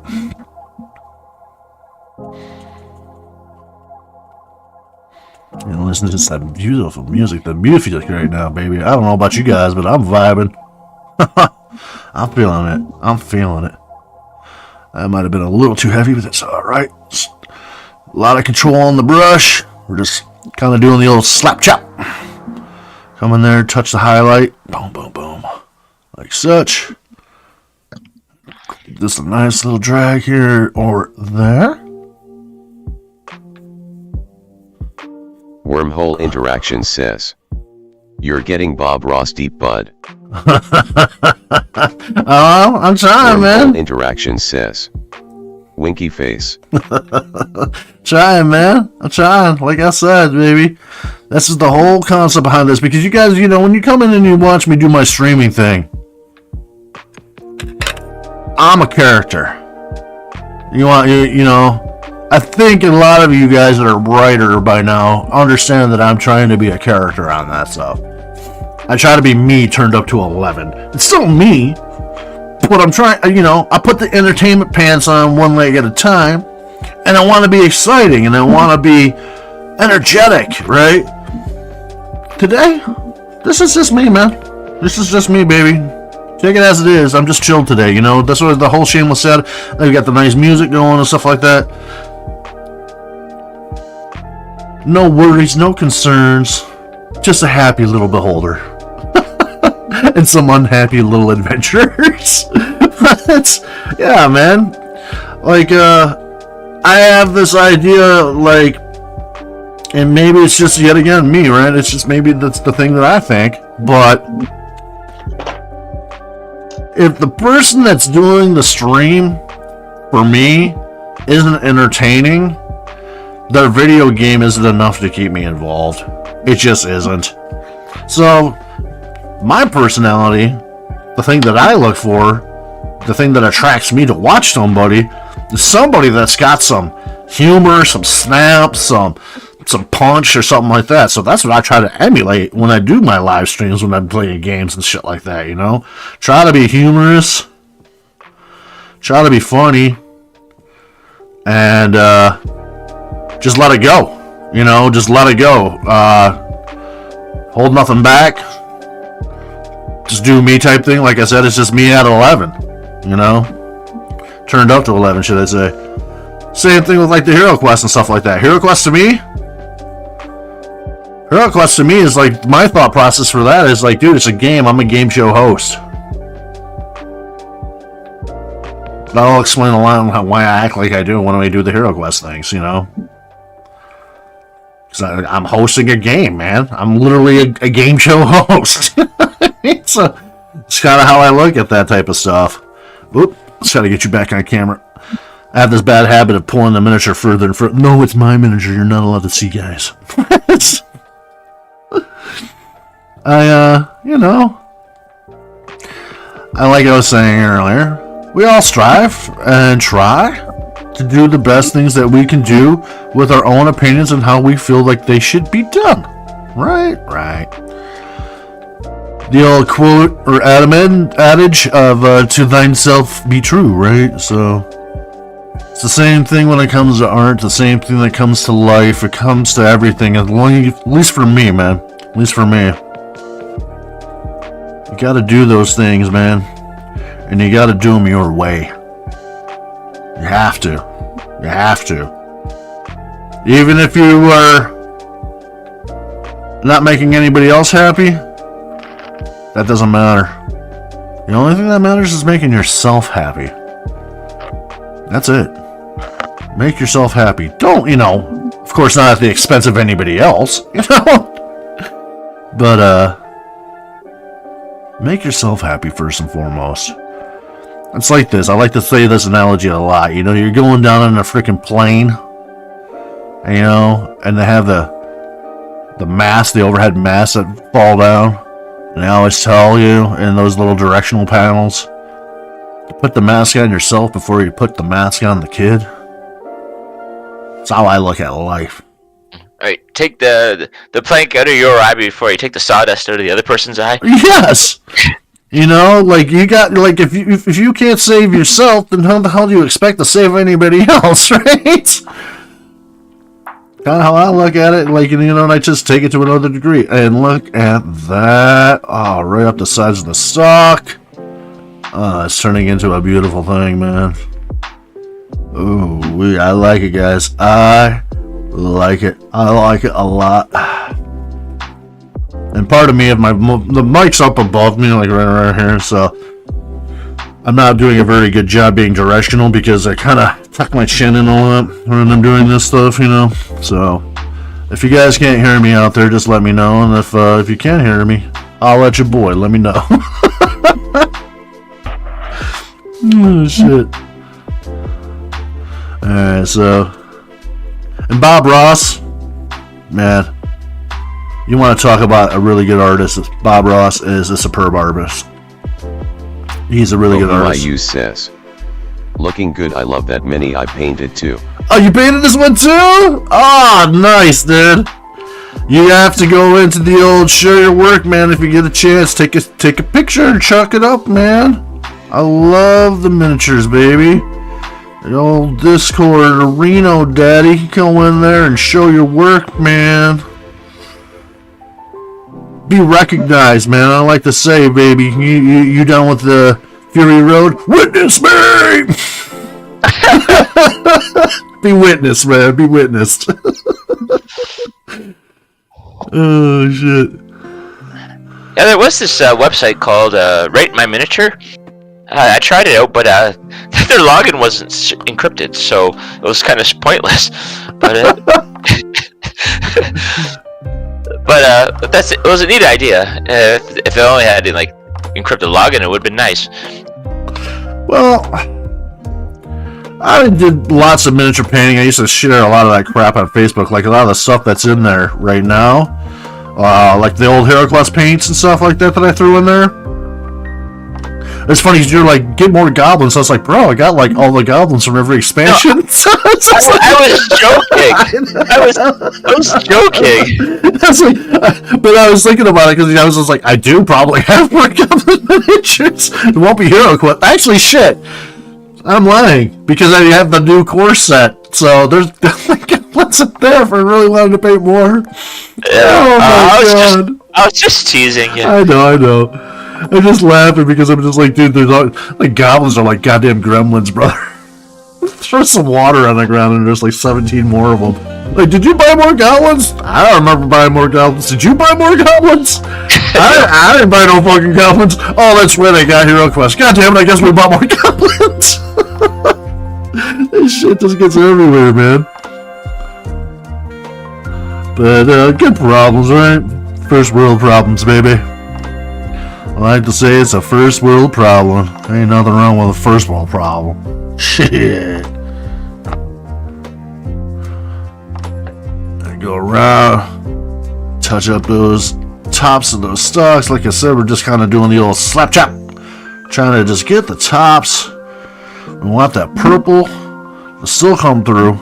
We definitely want that purple to show after we hit it with that secret sauce, baby. You know what I'm talking about, the secret sauce. Null oil? Null oil? Null oil, yeah, that stuff is really good too, but I got my own wash, man. I made a wash. I think I showed it earlier. Yeah, I did, but where'd my wash go? Uh-oh. I kind of needed that. Did Becky steal that when she came in here and said goodbye? Where'd it go? Oh, it's behind the monitor. So, I make my own wash. Booyah! Like I said, best thing to do to make a wash, and like I said, acrylic, don't use flat black. Always mix in extra colors besides black for your dark washes. I got burnt umber, I got some orange, I got some blue, I got some purple in here. Just because when it settles and dries, you get those little extra colors. And just like anything in real life, light is funny like that and will catch any goddamn color and throw up an extra color here and there, right? So I always do that. And the big secret is, you know, here, let's put this down for a second. Let that do its thing. The big thing I can say is, you know, shampoo bottle, you're on about a 10th level of paint, right? The rest of it's water. Jet dry or some sort of lubricant. Like I said, you could use like dish soap or something like that to kind of do it as well. But jet dry, I swear by jet dry. I would say if you want to make your own washes, it is. You'll see. Trust me. Trust the process, guys. Just trust the process. We'll get there. You know, we ain't in a hurry. Man. We're slow and steady's gonna win the race. We'll get there, though. We'll get there. But you know, we want to get there today, not tomorrow. So we're gonna go along, and we're gonna make sure we got that nice bright blue, and let's make sure we hit the edges of this beholder as we go, because we want to make sure we got some pronouncement of detail, like the eye ridge right here. This one's for the boys back home, because this is gonna be a bitch. All right, so we're gonna try to just drag. Matter of factly, I think we'll take the miniature and we'll flip it so we can just get the eyes, lids, like such. I hit my eyeball again though. Darn it. Alright. We might just go back in with that blue and just get it nice and wet so we can just kind of grab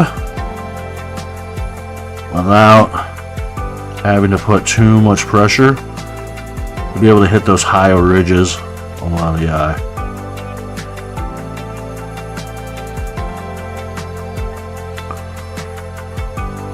Like such. Get a little bit of discernment there, right? That eye? Don't worry about that eye. It's fine. It's been like that the whole time, guys. Let's take a little bit of water.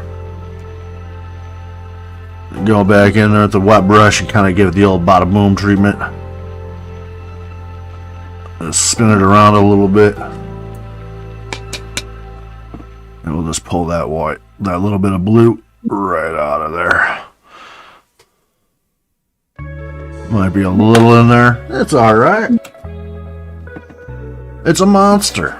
It could have a little blue in its eye. We'll tap it like that. And, alright, maybe I would want a little insane because I don't like it. So we'll come back with the white. We got plenty of white. And then we'll just go ahead and we'll just touch that up a little bit more. Try to bring that white color right back. And it's really kind of a pain in the butt when you have to use white to repaint, because white and yellows, stuff like that, really are tough to use as a cover for paint. With the exception of maybe if you use like this one paint called Kills. I believe it's Killz.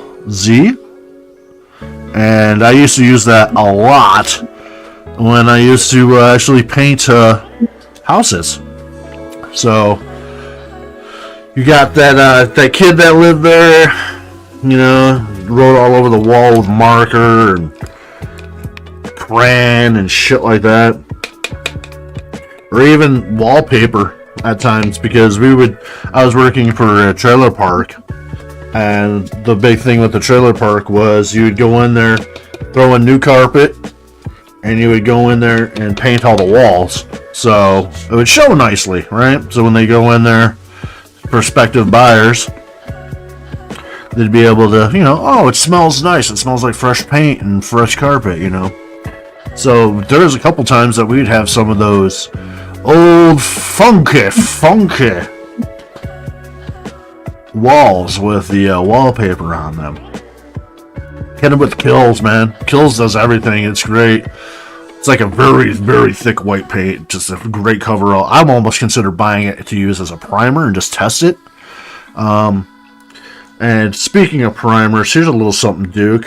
I don't know if you do this, but I have a weird thing about me for priming. Generally, when I do prime stuff, if I can't make up my mind, I do gray. If I know it's going to be a hero, I use white. If I know it's going to be a baddie, I use black. Oh, okay. It's just one of those weird things that I like to do, because I think, yet again, villains, evil, darkness, make them a little bit darker, right? Heroes, right, on the other hand, make them a little bit brighter. And if you just can't make up your mind, which is okay, maybe that guy walks the skinny right down the middle, you know, maybe gray is what you want to go with. Right. Yeah, it makes sense. Let's see. Let's just do a little tappy tap on that, a little slap chop action. Man, the problem is this guy's got more eye stalks than I do have arms. Trying to get around and work these things out and keep bumping my head into my stinking camera. But what do you guys think of this overhead shot? Pretty solid? Looking alright? Get some good details, hopefully? Like I said, this is our first run, man. This is our first rodeo, baby. Just want to try to make it presentable for you guys, really, more than anything, you know. Make a show out of it. Make it worthwhile. I know that maybe I'm having a little bit of a problem here and there. Like right there. See that stock right there? Let's get that stock.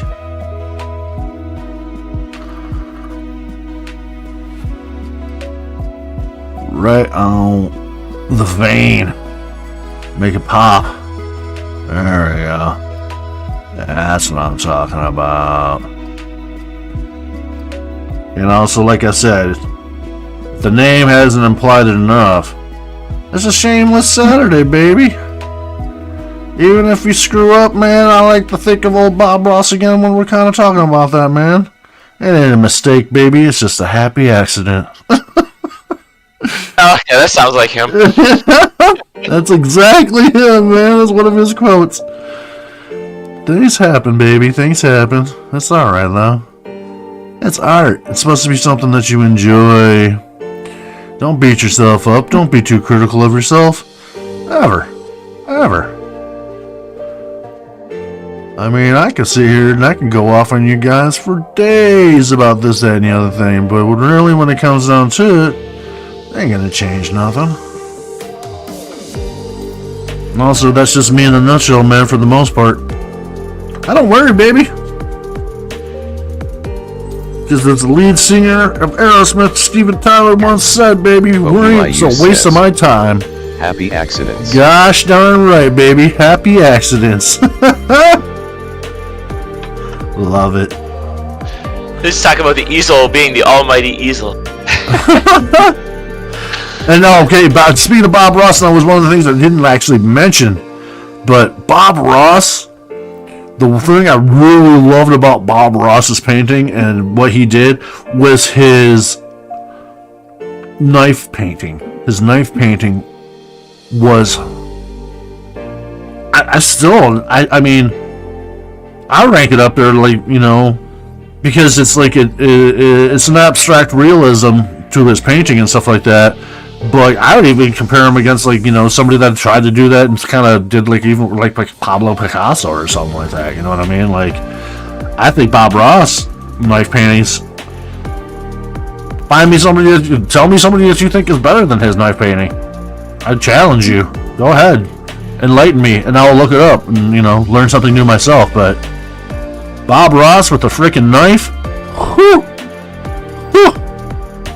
You talk about talent, man. Try to give him some shit about, like, not being talented enough or whatever, having his own art shows and stuff like that at one point in his life. Yeah, that's a perfect tool. You need a straight line, just use that knife. Boom, there you go. And he was just, he made it look easy. It's kind of his thing. He made it look easy. And I'm sure it is, you know. But man, enough training, you got anything becomes easy, I suppose. But man, yet again, he would whip out a house on top of that background so damn quick, man. Like, yeah, let's just put a happy little shed over here. Boom, boom, boom, boom, boom. And then you go back, hit that second color to dark to fill out, like, oh, here's a couple windows, boom, boom, and there's the door, boom. And then we'll take one white for a highlight. And there's your window ledge and your door frame. Boom, boom.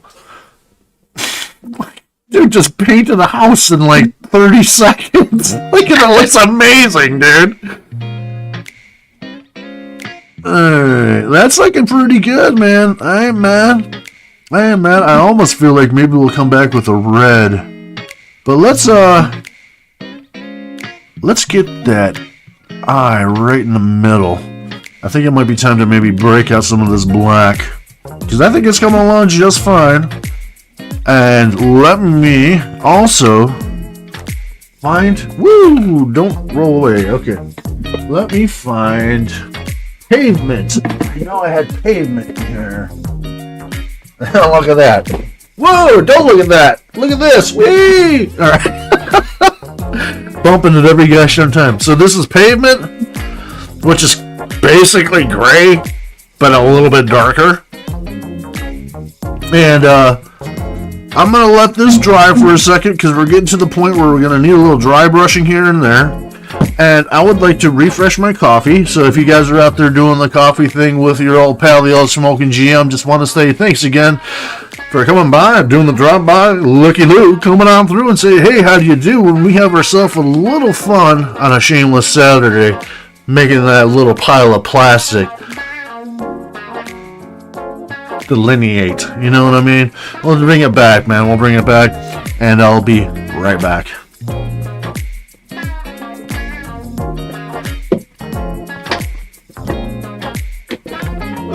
If I can get out of here. Oh, Mom!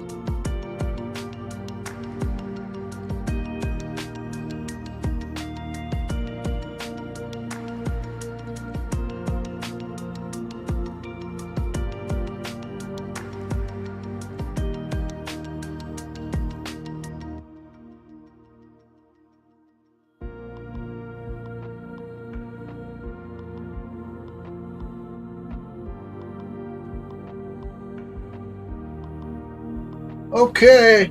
I hope nobody put their paint water too close to the coffee cup, because we don't want to wash off our brushes in our coffee cup. Alright. Thanks for the pause there, guys. Alright. So, after looking at this guy, let's see if we can get a better little shot on him. Oh my god, this is like working in a mirror. We definitely got a differential in color that we're looking for, but we're gonna hit him with a black wash. So I think it would be a good idea, we took our biggest brush that we got here in this package here, which is looking like this guy right here. Bohemius says, yes, my pile of plastic is growing, thanks to the 3D printer LOL. That's what I'm saying, baby. Every Saturday I hope to see you, and I hope to hopefully inspire you a little bit to make a little time for you and your product purchases, man. Come on through, and if it's only one miniature a month, it's only one miniature a month. You got something done, you know? You got something done. Pat yourself on the back. I'm patting myself on the back. I'm over here giving myself the old DDP self high five, baby. You know what I'm saying? So, I'm going to take some of this white. Yet again, just regular old white. And we're going to do a little dry brush action on here, because what's going to happen is we're going to do a dark wash on top. And that will muddy and muddle a lot of the colors. But we want it to have some white in there to kind of bring that all back together. So, you know, I'm just using this. If you don't want to use this, you can use paper towel, even like a good toilet paper, whatever, and just let it soak up the majority of that paint. We don't need a lot of paint. We don't want a lot of paint. We want it to dry.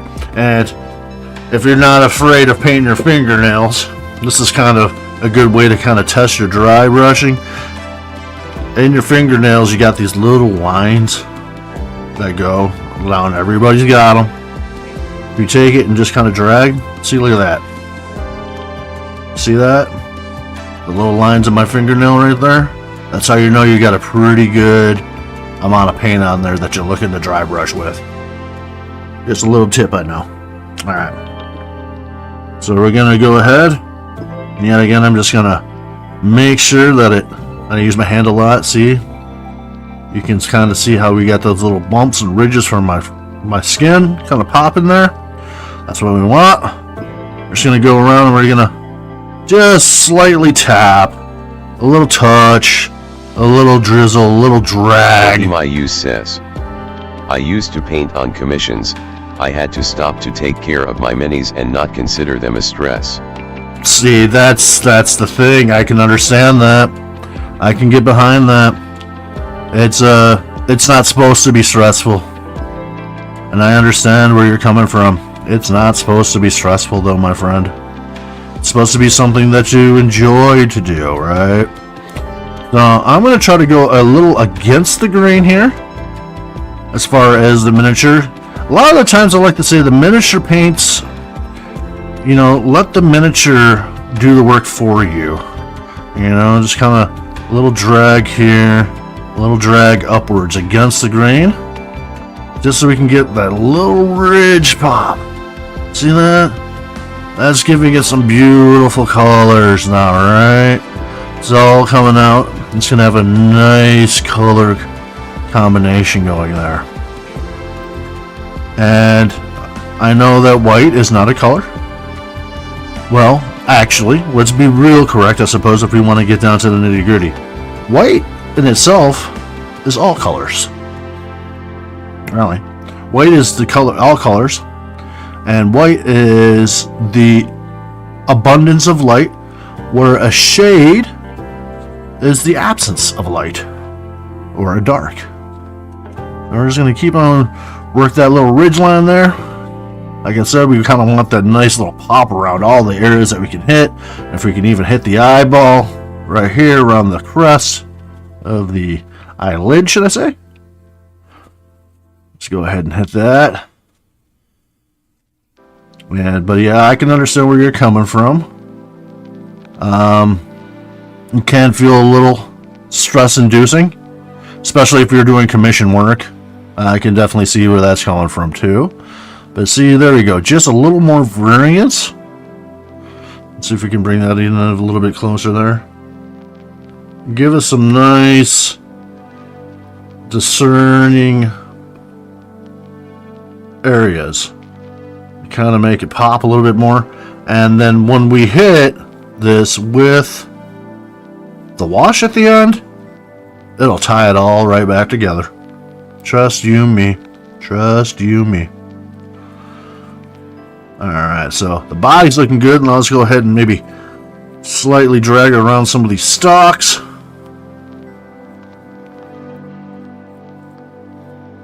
We just want a little pop. Little bit of light. Because we like the attention. We want to be in the limelight. This beautiful beholder is getting all set and ready to rock and go out and kill. So let's dress him up to kill.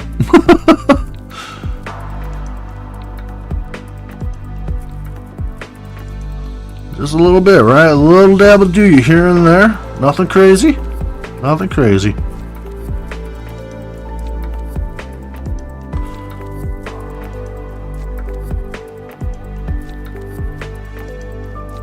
And if you feel like your brush is getting a little too dry, like you ain't getting enough, you can go back and get a little bit more, or just bevel your tip.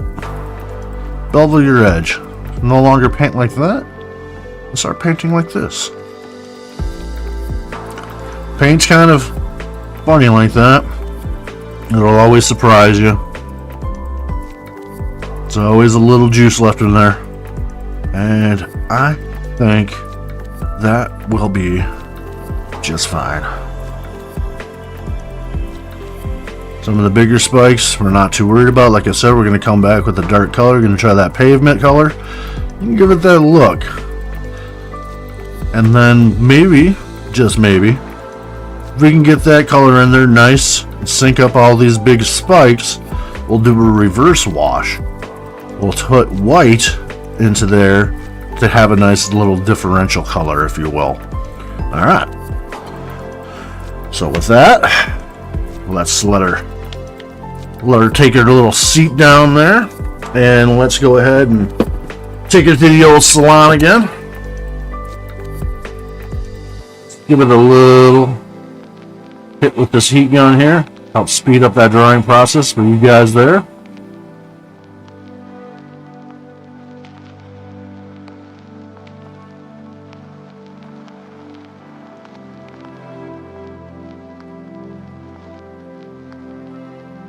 Now that I'm thinking about it, is it a he or is it a she? What do you guys think? I've been referring to it as her. Or is it somewhere in between? I mean, really, he doesn't have pants. He'll be somewhere in between, I suppose.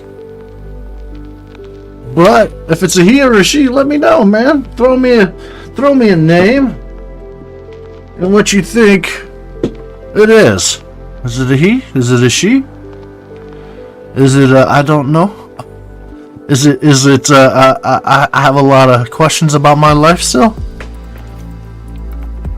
You guys let me know. Alright. Yeah, I'm really liking some of that, like some of the edging coming out really nice, like you can kind of turn.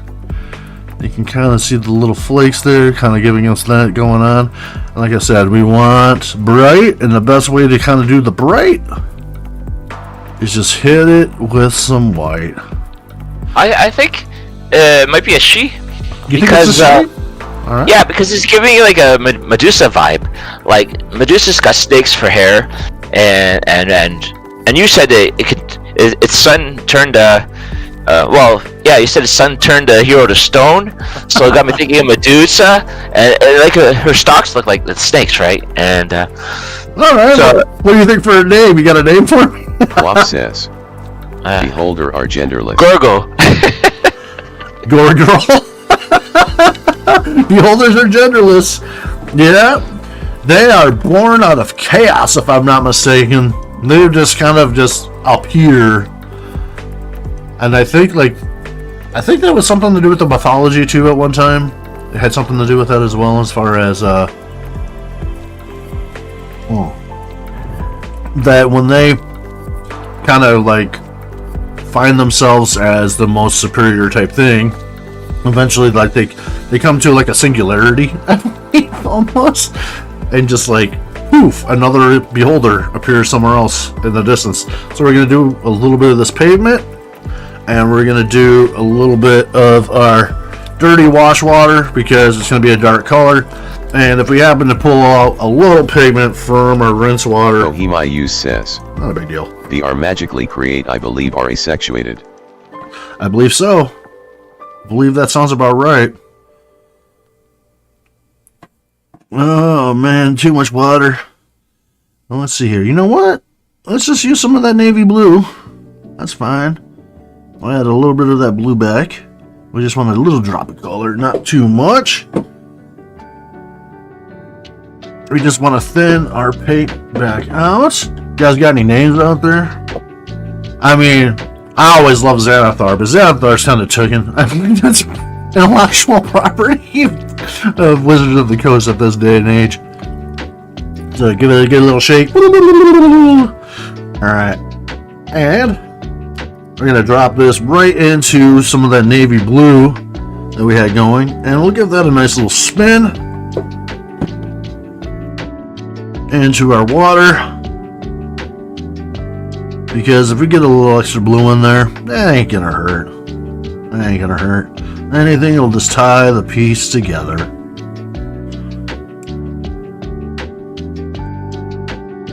Kind of like the Gorgon thing, because like Gorgon's like Medusa is a Gorgon.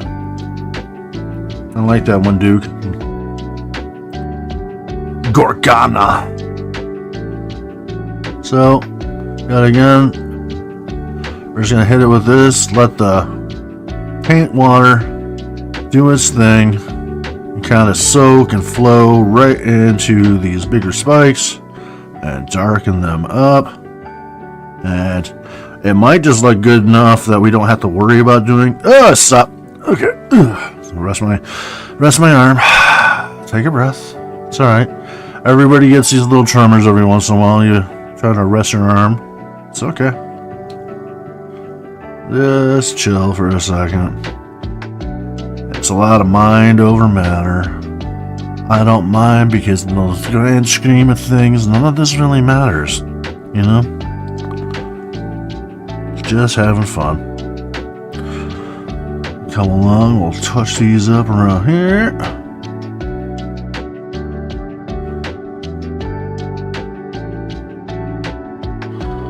Come around, touch that.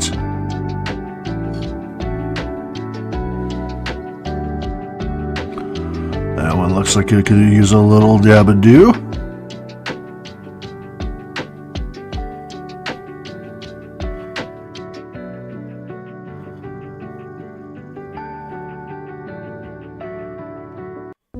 Bohemius says, but we can call him Bob ROSSSSSS. Wop says, clitoris the elusive.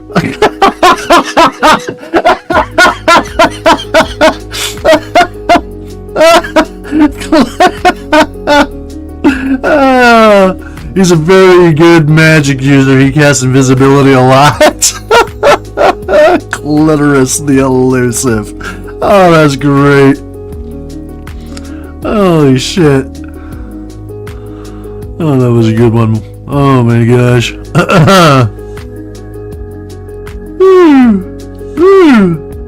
That's a good one.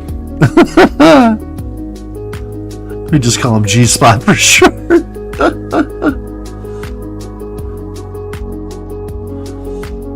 And everything kind of coming through. And we got that little bit of color underneath, like I said. That's nice. It's a nice little detail, right? Ain't broke. Why fix it, you know?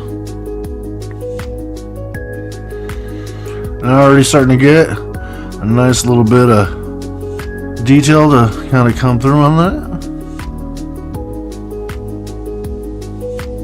Just touch up the spots that we need to touch up.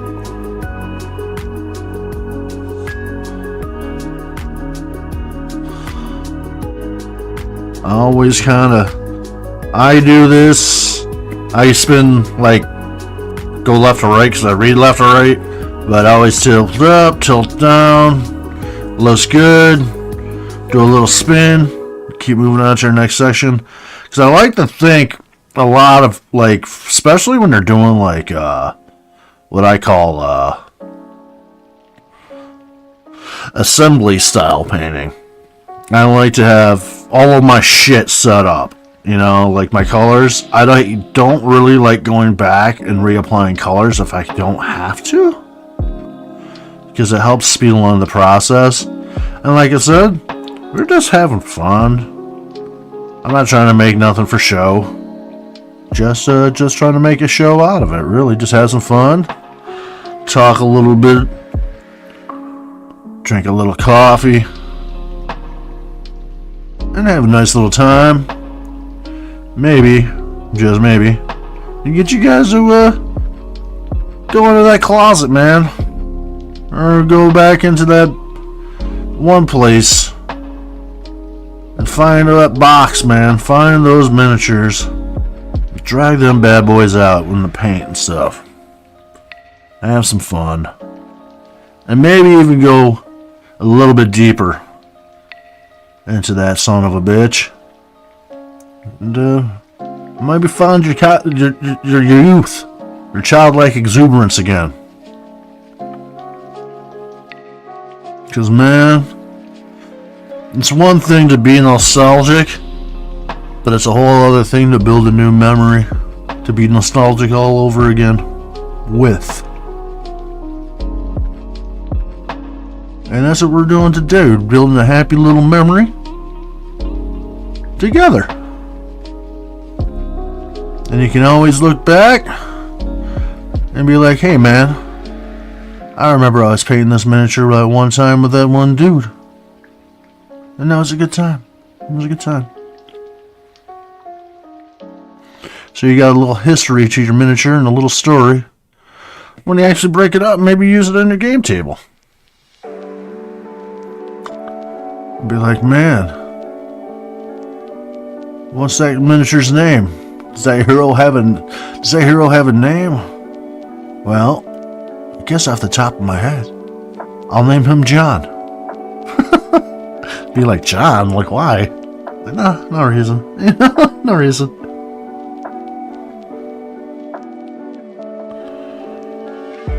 We're just kind of making our way around. Tapping these up.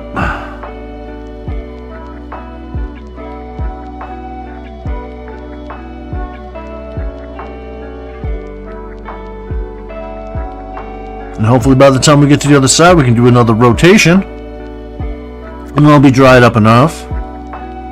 So if we have any spots that we miss, you can just give it another little dab-a-doo, baby. A little dab-a-doo. Let's hit that right there. I like that one there. I like this big frilly one right here.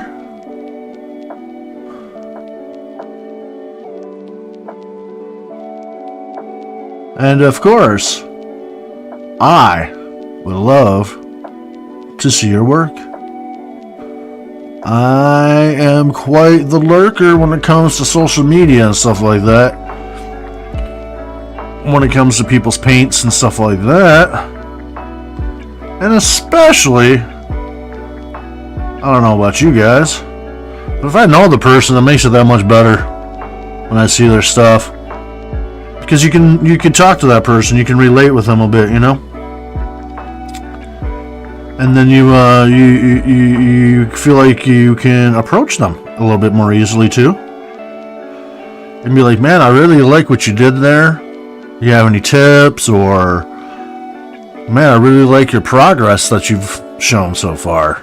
You know, you can start seeing people develop, and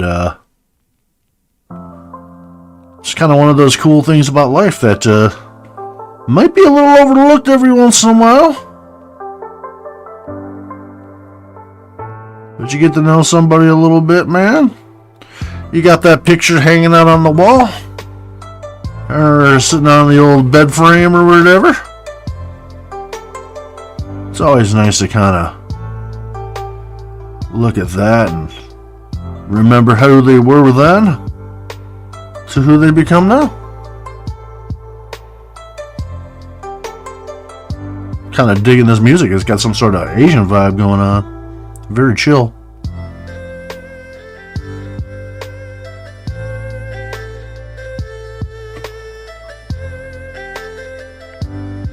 Let's get you a nice little bit of paint right up there.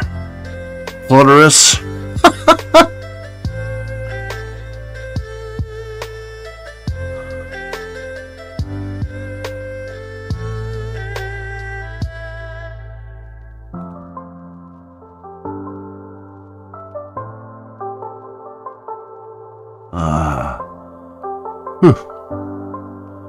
I don't know, guys. I think it's coming together pretty nice. Like those little bit of colors that still pop through. Like I said, like I was saying, it's not bad, man. Color's good. Color's your friend. Kind of brings the whole piece together.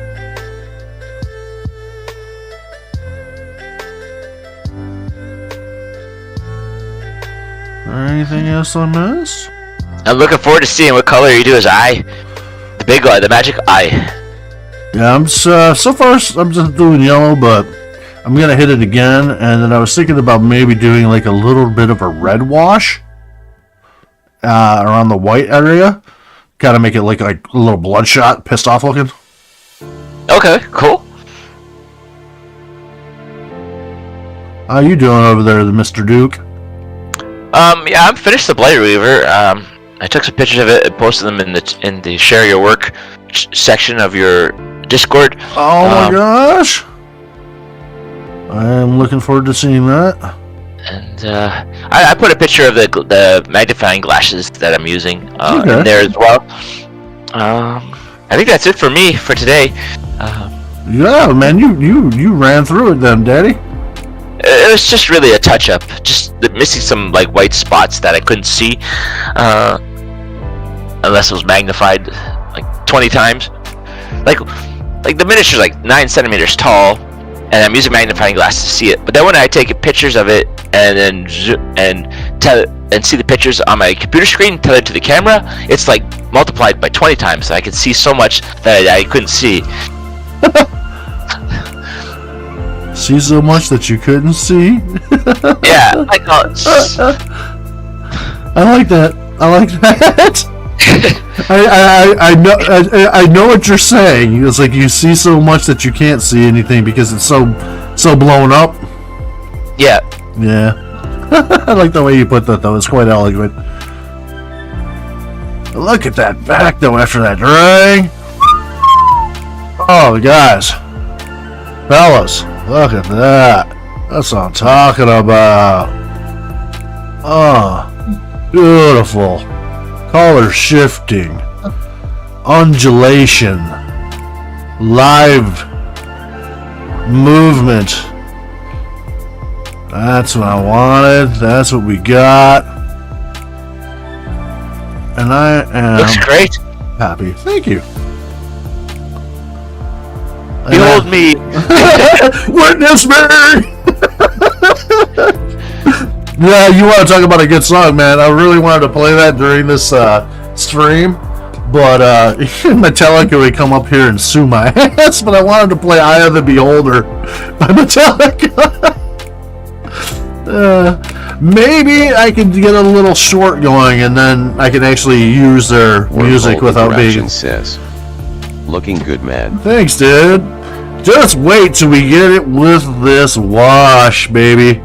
So, speaking of, since we're still on this watery thing, I don't have a red, so let me dig into my pile of paint here and find something.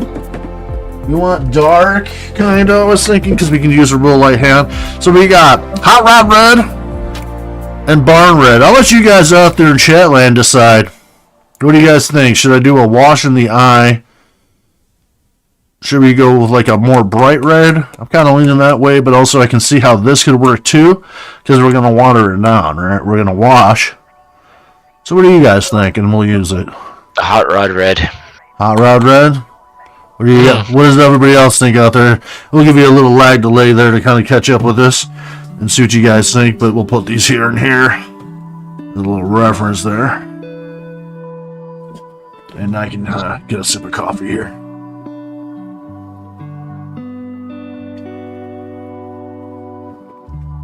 Oh, man. Oh my God. Man, Christopher Columbus and all the people that came over here and enslaved half a freaking goddamn planet. You sure found one magical being. I'm just saying. I mean, there was coffee also in the Middle East too, but my God, that Colombian baby. Woo-wee.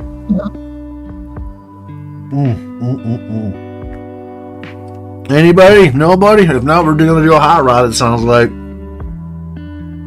Do the old hot rod, Roddy Piper. Alright, sounds good with me. Give that the old shake 'em up special. I can't wait to hit this with the wash, because the wash is really where the magic happens.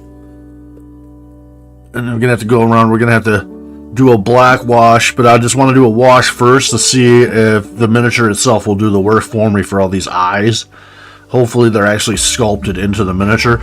If not, no big deal. We'll come back with a detail brush and we'll put a little bit of eye in there. And as far as the yellow of the eye right there, let's do that real quick. Now that I'm thinking about it, because we still have some yellow here. So let's get a little bit more watered down yellow. And just kind of just drop it right in there. So we can get nice and bright, because you guys know, like I was saying, yellow is one of those colors, along with white, that just don't like to play very nice as far as being a cover. And I might even hit this with the heat gun after this, just to see what it looks like. And woo! Smack my head on the overhead camera again. And make sure that we got a nice bit of color in there.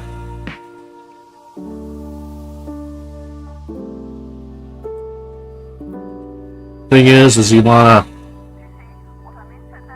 when you do use a heat gun, give it a time to chill out too, because you don't want to melt plastic, man. If you're doing like a metal miniature, you're pretty safe. With these plastic guys, just give it a little time to kind of do its thing here. Dry up a bit.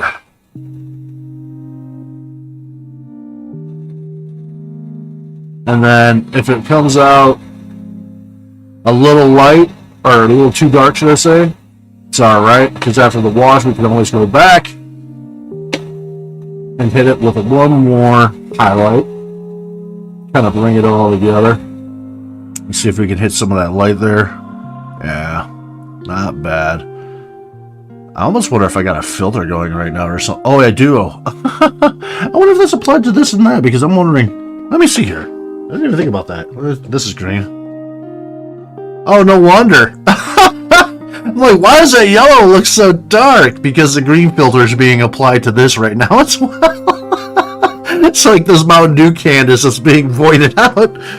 Let's see here. Let me look at the old settings there. So I was just like, man, why does that eye look so damn dark on there? Because it's the green screen. It's eating it.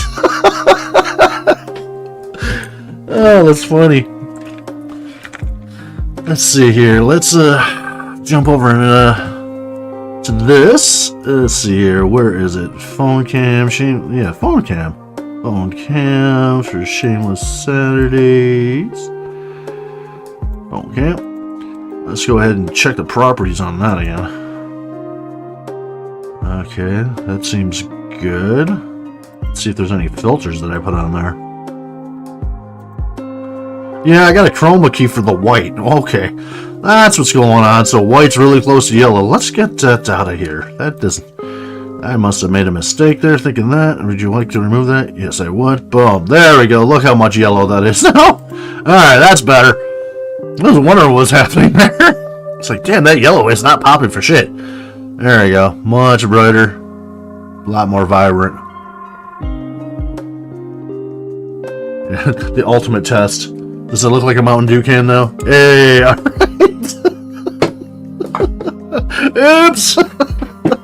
It's my first day, guys. Right. So we got that going for us. That's looking pretty good. Pretty good. Not too shabby. I think it might be time. Let's use some of our wash.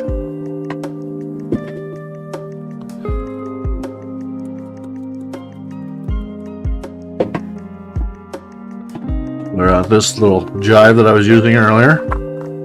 Because I'm always like... I'm like one of those guys. Becky gives me hell for this type of shit. But I think it makes practical sense. The less stuff you gotta clean at the end of the day, you're better off. So I'm like one of those guys. That explained the choice of color was a little weird, lol. That will explain it. It's like, wait a minute, why is that so... Yeah. But, what I was getting to is like, I'm one of those guys, like, if you could cook like a pot of soup or something like that, you know? I don't take the pot of soup and then pour it into a bowl and then eat the soup out of a bowl. That's two dishes, man. I eat the soup from the pot. It's soup, right? That's kind of how I look at that. But maybe, just maybe, before I get away from this black wash, we said we wanted to do the red wash. Don't let me forget the red wash, guys. Come on now. Oh my goodness. I almost had a small little snafu there. Alright, so I think we'll just use that water that was in the white. We'll pull that over to the yellow, because like I was saying, no big deal, a little extra color ain't gonna hurt us any. So we'll take some of that. Just a little extra pigment, man. And if it lightens up that red and helps that, that'll be just fine too. Alright. And then we want the hot round. Alright, so I mean, I'm not going to do anything because I really just want to stretch this out. So like I said, we ain't doing nothing much. I'll even show you there. That's it. That's it. That's it. And that's not even it. That's just going to be a part of it. We're just going to dip our brush into it like such. And this is where we're going to make our wash with because we don't need much. Alright.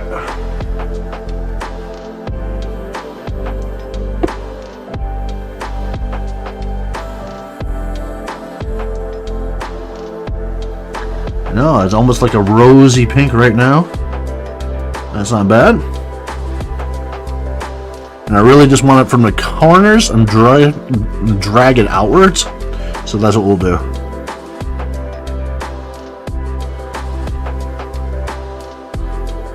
I want it to sink more into the recesses of the outside. Give it that kind of vibe look. Alright. And then we'll bring it down and around on the inside. And do the same thing on the other.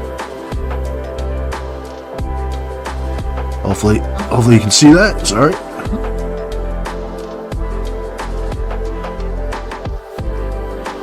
Like such.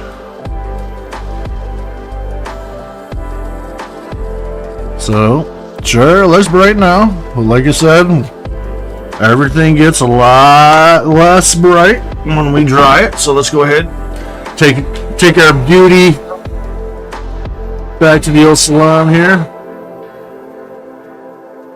And I really don't like that little recess in the eye in the middle down there. So let's do something about that. So my little solution for that is, yet again, we just go ahead and grab like a dryer brush, like this one, and just kind of go in there and we'll dab it, pull it out, and not get a chance to dry there. Like such. Already looking a little bit better. Alright.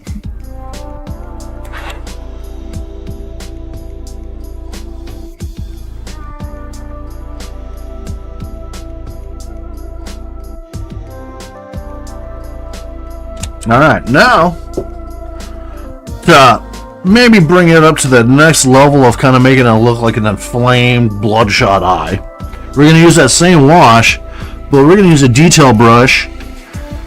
Woo! And this is the more of the harder stuff. This is when we're going to try to actually paint and do some actual line work. So with that, maybe just a quick dry one more time to make sure that's nice and dry, because I don't want it to pool. I just want the accent, right? She's one hot lady, baby, I'm telling you. Oh, look at that. She looking mean. Woo! Alright. Let's check those spikes now, too, while we're here and we're thinking about doing this black wash. I don't know, man. I think when we do our wash, we'll try to avoid the spikes, because I like that little bit of color that is shining through on them.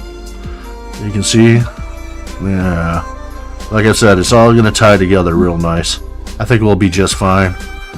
The mall looks good. It'll be fine after the fact. We might go back, like I said, touch a little bit of the inside with the dry brushing if we need to. But otherwise, I'm feeling it. I'm feeling the vibe. It's looking pretty good.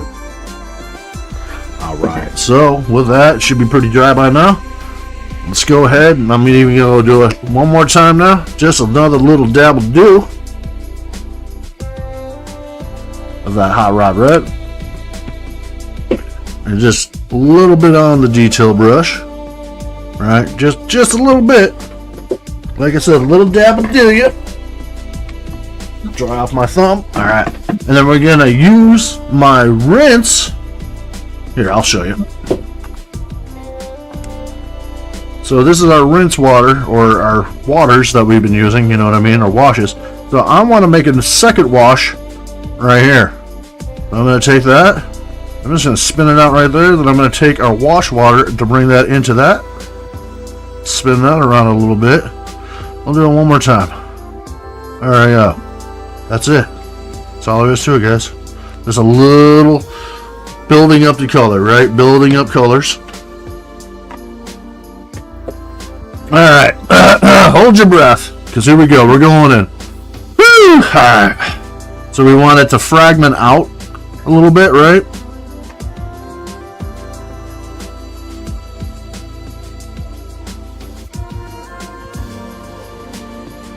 Like such. Get that idea, like there's a vein popping out of the eye, right?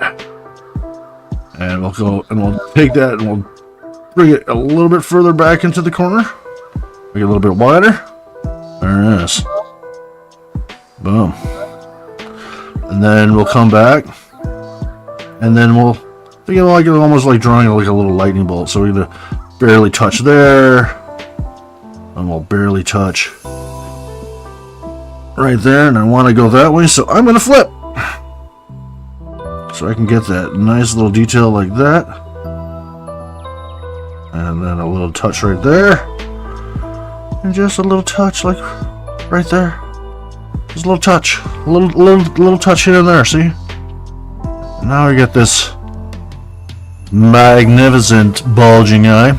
We're going to do as much the same on the other side. We're going to go back and take a little bit more of that paint that we got left, and we're going to smack our head into our overhead camera because, you know, why not?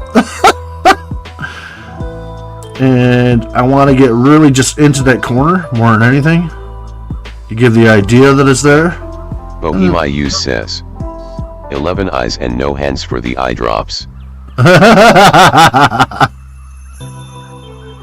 And there it is. Just a little bit over there. It's a little thick, but that's no problem. We don't want to wash our paintbrush and our coffee, but we'll go over to our wash water. Bohemiu says, great effect. Thank you. And then we're just going to do a little bit. So we're going to use our thumbnail again to kind of drag off some of that water. And we're going to go right in there. We're going to go right to that corner. This is a little thick for my taste. I want it to look homogeneous, right? So we're going to take that and we're going to drag. We're going to pull. We're going to tease. And then we're going to do the same thing over on the other side to hit the circumference of the eye. Yet again, to kind of give us that optical illusion that the red starts off on the outside and works its way in toward the center. And we're going to give it a little brush stroke here, and a little brush stroke there. And we're going to try to bring it all together. And there we go. Looking pretty good so far. Now, the moment I've been waiting for, one of my favorite moments. The wash. The wash! Try to pike at all these little details now. Get this pop going here. But first things first, guy looks like he's got some dry eyes there, but let's make sure they're real dry. He's dying for that Visine right now. Dude looks like he just got done smoking that blunt, bro. He's just blew out looking. Are you going to give him like a cat eye slit in the center? Or it's already in there. I'm going to let the miniature do the work with the wash. Okay. Let's see how it looks. And then if it doesn't fill in, then I'll just drop in a little bit of paint at the end. Alright, let's see here. Alright, so, yep, we got this cup right here. A little, ramekin, whatever. And then we've got the special secret sauce. Let's make sure. Give that a good shaking. A little shake before we bake, baby. Because like I said, my eyes are okay. I have like been talking about this recently. I have what's called eagle eye, so I see far really well. Me too. But close up sometimes, it gets a little blurry. So the wash, in addition to making detail pop, it's going to also fill in areas that we might have not seen and give us a little bit of help on the back end. So after it dries up, then we can go back and touch things up here and there that we might have not noticed before, because let's be real, it's generally going to be black, white, or gray that we're working off as our medium. So it's kind of not a great color to be able to see shit with to begin with. So this should help. Alright, so here's the secret sauce. Blam. You see how when we roll it around the cup? Look at that. You know it's a good wash when you can see that type of effect going on. See how it's clinging and sitting right into the recesses with the bottom of the cup here and there? I think we got a good thing going. Alright. So let's go ahead. Just bomb away, man. Big brush yet again. We're rocking the 5/8 inch brush here. And this can be a little sloppy, and I am working off my keyboard, so this is where shit like this kind of helps out. So let's do a little change of scenery here, and we'll get back to those eye stalks. Maybe. I don't know. Like I said, I was kind of torn from the beginning on those. I kind of like the idea of just the old school look, man. I don't need no bills or whistles or anything like that, so hopefully this will fit in here. Alright, cool. So we're not making a huge mess. Alright. And let's go in there, baby. So get it nice and thick. And let's see this magic happen.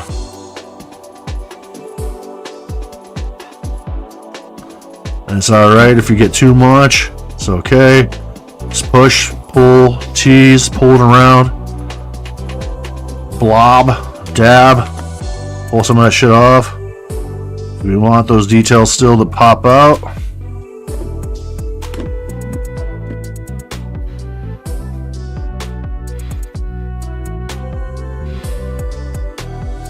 He's like, what are you doing to me? I have beautiful eyes. You ruined them. Not the eye. So you can see how it's really darkening it up, but also giving us a lot of good detail so far. And we want to make sure that we get like all the little areas. We want to make sure we hit the recesses. That's the big thing. So we got a little stubborn spot right there. See that corner? Right there. Leave the face alone. The corner right there. Boom. Let's get that sucker. Bam. There it is. Let's come around and hit this up. All these little center folds and stuff like that of the eye here. So we can try to get that to kind of do its thing there too. So it looks like The wash is not going to be enough, so we'll have to go back in with some black to finish that out. That's fine.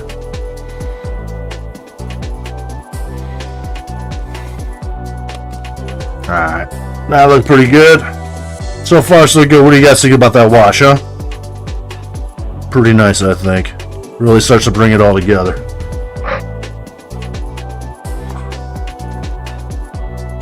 Alright, just gonna go around. Dob, blob. Ain't really no wrong way to do this besides maybe like kind of bring it back in every once in a while. Like, I like to say it's applying and then pulling away the excess that you don't want, because if you go around, it'll deposit itself here and there.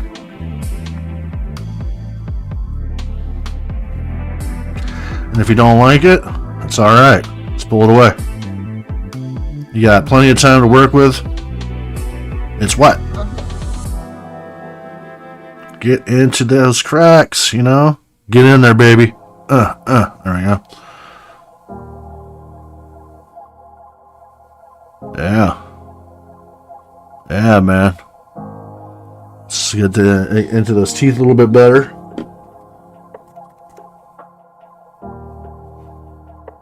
Dab. Dab. Even the teeth themselves. Like I said, we can come back. Give them a nice little bright up. A highlight. Then I should have my handy dandy little thing here. I'm gonna dry that off real quick. And we're gonna go back and we're gonna drag it over those teeth, man. Because we just want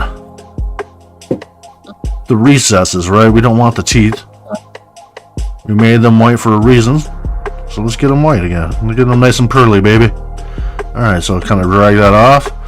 There we go. Come on, guys. What do you say? What do you say? Alright. Let's go around, touch them up, touch them up. Put all our wash all over this bad boy, man. Make it ours. Make it sing. Make it something special, special. Make it look like it's got the details that we want to be showing off with minimal effort. Like I said, man, 95% of miniature painting, in my opinion, is letting the miniature do the work for you. Let the miniature do the work for you, right, man?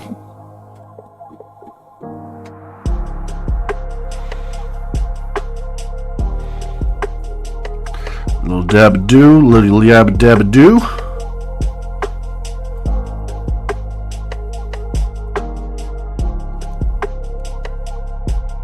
Come around, touch this up. Come around, touch that up. Touching you up like stolen goods, lady. A little touch here, a little touch there. Bring it off screen, sorry. Like I said, I got the habit of want to pull it close to my chest because it gives me more control. And actually, speaking of control, I talked a little bit earlier about like taking a breath. But there is also one thing I can demonstrate for you guys when I have both my hands free. It's a little way I like to paint every once in a while, especially when you're doing like details and stuff like that, to showcase how you can control yourself a little bit better as well too. And it's definitely more of a show and tell type thing, because it's kind of hard to enunciate. Oh, look at that, look at that. Yeah, get in that eye. There you go, right into the cracks of that eye. Get that one back there. Start tying it all together. Make sure it's looking pretty good. How am I doing? How am I doing? How's that looking? I think it's looking pretty good to me.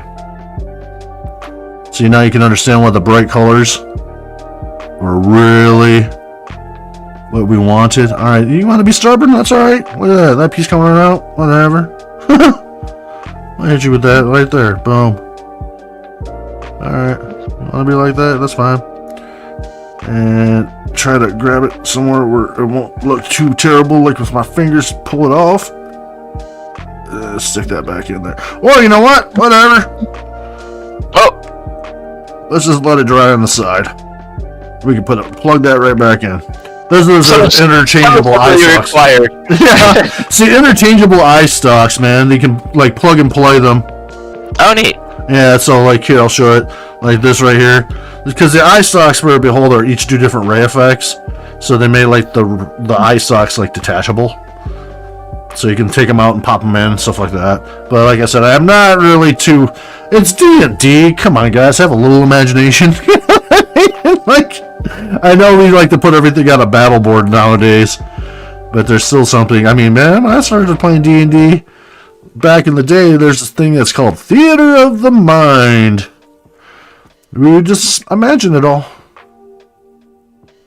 Just imagine everything. Just use the description of the DM they gave us, and sometimes there might have been a little bit of a discrepancy here and there, and that's where the battle mats and stuff like that really kind of came into their own and start to shine. But yeah, worked out in different areas. Okay, I don't know, man. She looking like a monster. Let's go back here, tap up that brow ridge because I don't think we got that very well. And now let's go and take our rag here, and we're just going to go and dab it a few places here and there. Pull off and wick away some of that extra stuff that's on the top level. Like such. And just pull it out. So we can make sure to preserve some of that color. And not make it look too homogenized. You know, we want some breakup. We want a little bit of a pattern breakup here and there. I mean, we took all that time putting that color in there. It'd be a damn shame to hide it all under a wash. You know, the wash, in my opinion, is there to kind of bring it all together. Alright. Not bad. Now, the true test, though, is let's see what it looks like when she dries up.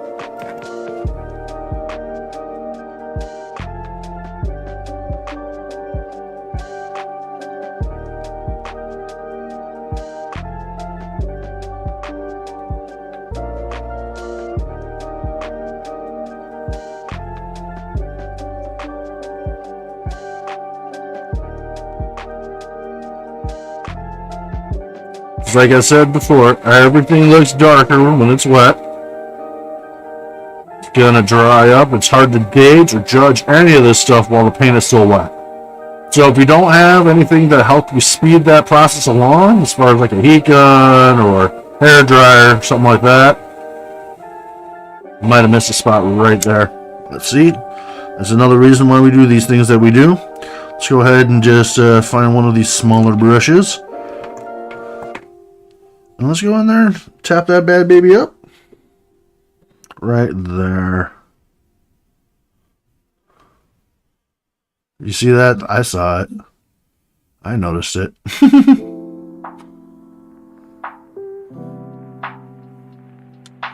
Alright, we go back. Dry her up a little bit now.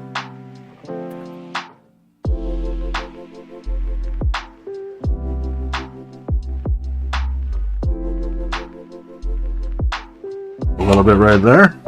See it yet again. See it? I see it. Let's get it. If I could see it, your friend that comes over and plays the games with you, they're gonna see it. I don't know why. It's the eye sock hole. That's why. Alright. So that's not a big deal. Just let that do that thing real quick. Because we're gonna be plugging that eye sock back in anyhow. No biggie.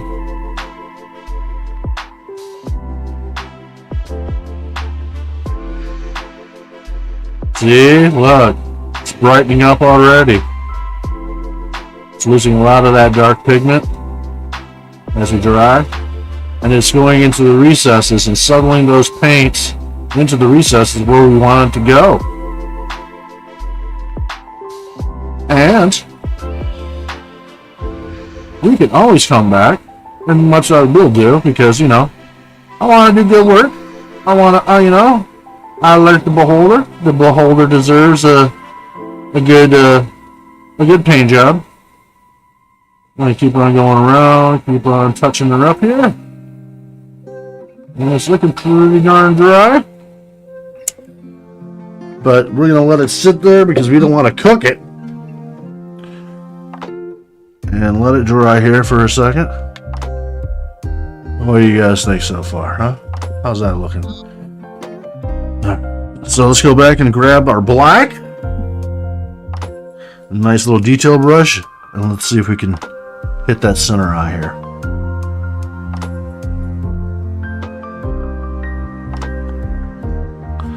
We'll use that pavement paint that we used earlier with the black in it.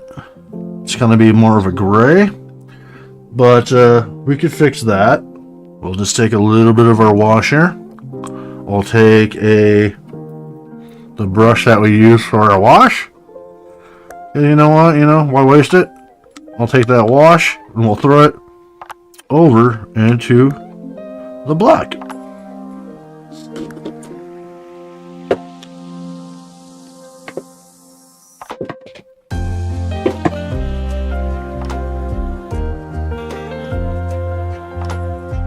Let's see if we can just drop that right in there.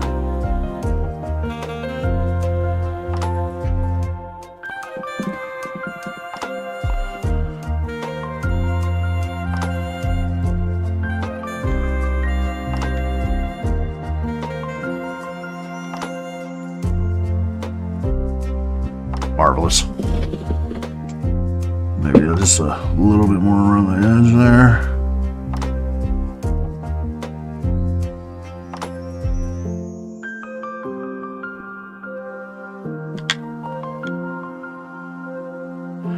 No fucking cross-eyed.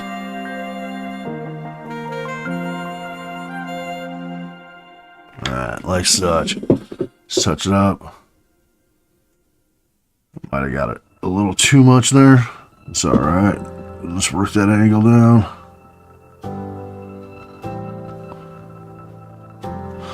And I'll come back with our dry brush. And pull some of that out, ideally.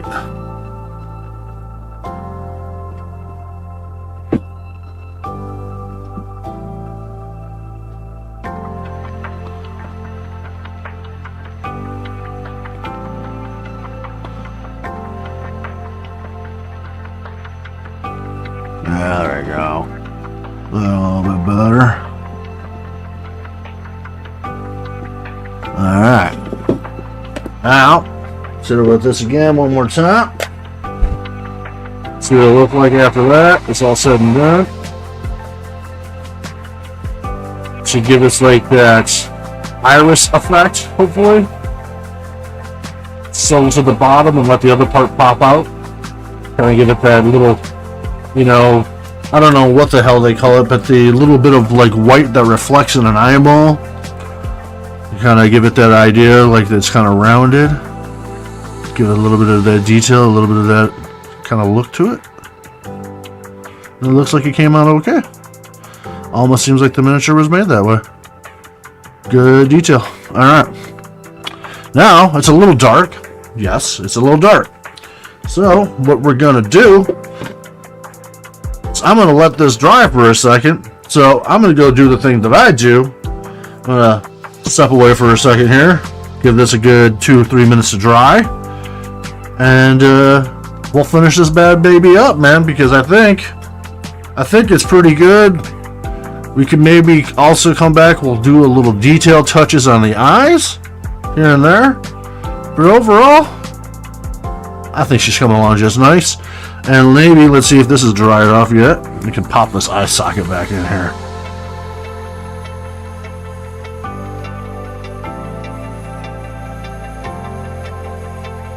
So I can figure out how it goes in.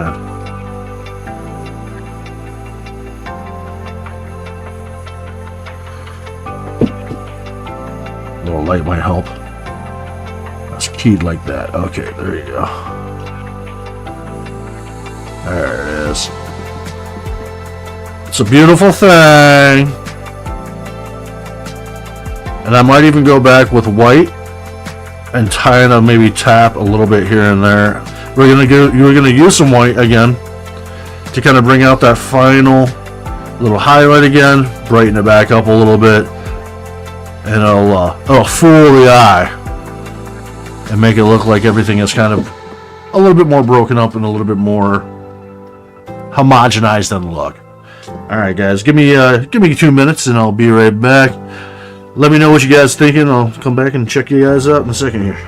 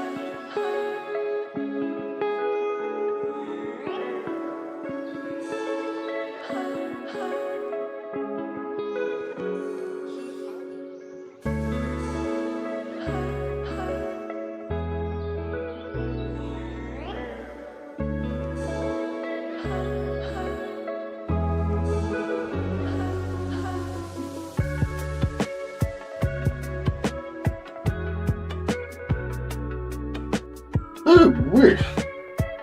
Gotta do some control work. Hey, look, I came back and the green screen disappeared. Bing! Alright, so. Alright, looking at this bad boy, let's see if we can bring it up so we can get a better shot on the detail here. See how that black wash really kind of brought it all together. But then we got all those beautiful fine colors still permeating and peeking out. Especially that back. I really like how that back turned out. It looks so good.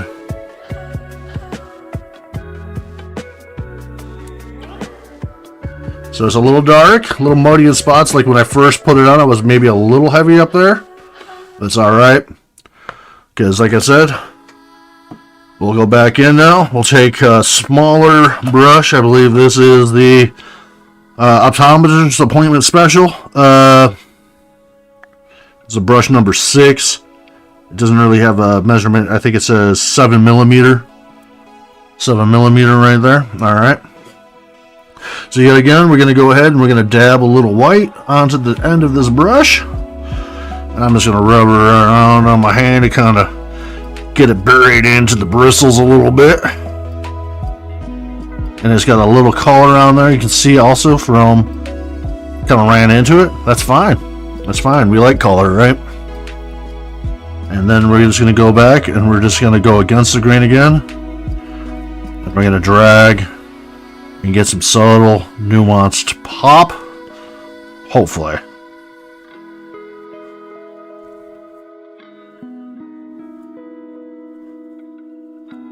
You can see, look at that. Kind of bringing it back to life a little bit there. Ah! Oh, I'm having a failure. I dropped my brush and smacked my head. Alright, so like we got a lot of paint loaded down there, so let's hit those teeth. Make those pop back out a bit. Let's hit the eyelid. Make that pop a little bit more.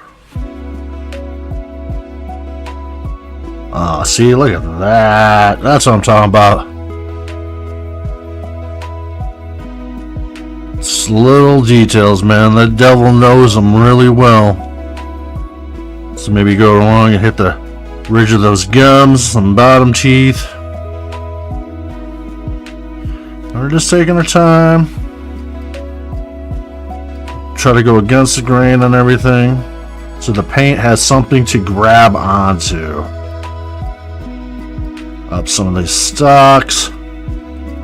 It's a real subtle thing. It's just it's a light touch, you know. I'll bring it back a little bit.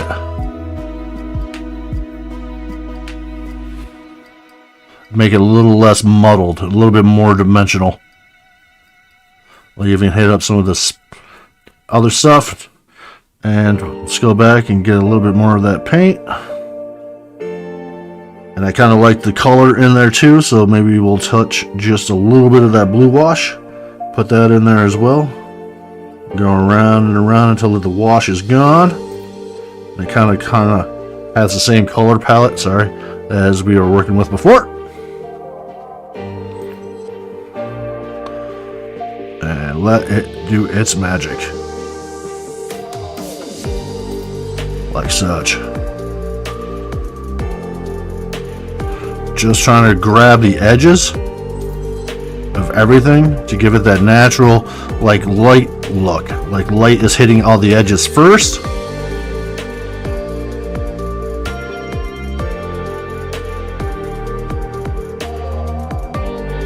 And if you miss a spot here or there, it's alright. Just need a little bit of it to kind of do its thing to kind of make it pop. Have a little bit of differential between all the other stuff. Yeah, it's looking good.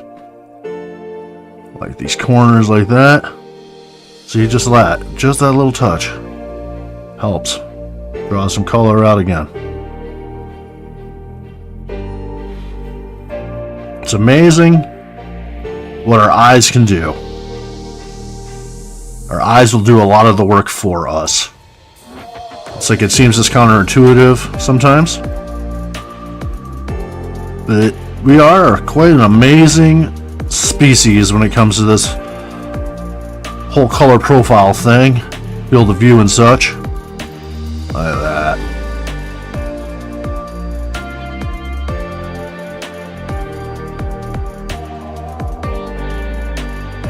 Now let's hit this a little bit heavier up here because, like I said, that just looked a little mute.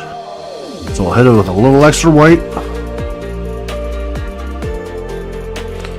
We're just building, we're layering. There it is.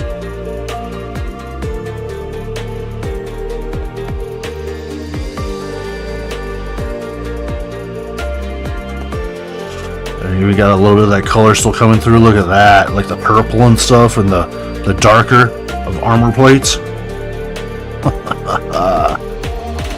Brings it all together, but has enough uniqueness to kind of stand out on its own and do its own thing. Like I said, dry brushing is a beautiful thing, guys. And I think Duke was saying that too. Dry brushing is just where it's at, man. Dry brushing and also washes.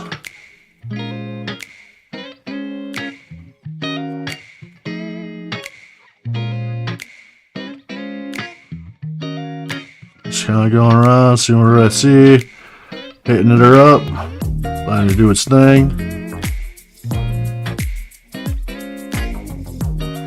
See, like right here, that's a good spot to hit. That cheek line. Boom. A little bit brighter. Let's go ahead and hit this line right here. Let's hit the eyebrow ridge, like the eyeball lid. Yet again, help it pop a little bit more.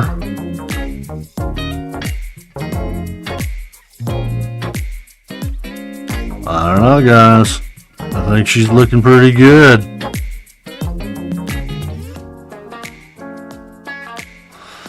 And I think a lot to be said. It doesn't take a lot of talent. Talent doesn't hurt. Don't get me wrong.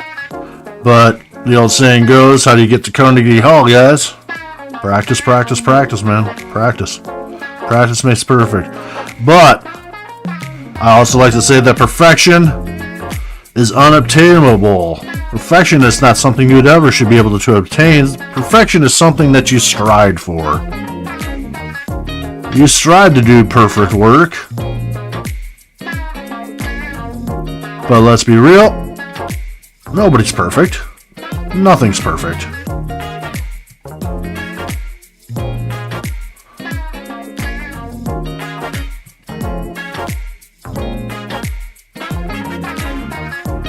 that, look at that, look at that. Oh my god, it's just the smallest, man. Like right there. See how that, let's see if we can bring it up a little bit closer. See, just a little flakes of that right there. With this piece right there. Just a little dry brushing. That looks so cool. Brings it out.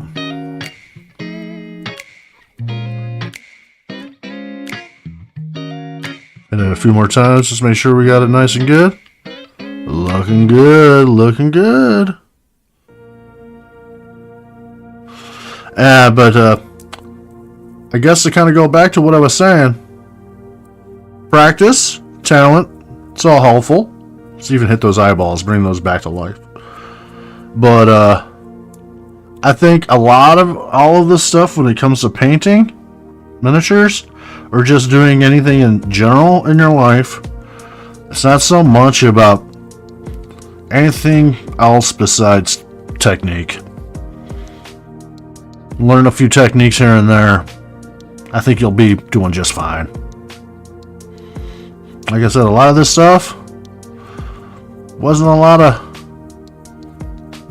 of like you know, I would say it wasn't a lot of talent per se, it was just a lot of technique. You know? Being able to fan a brush across a thing with a light touch here and there. That ain't hard. Anybody can do this stuff.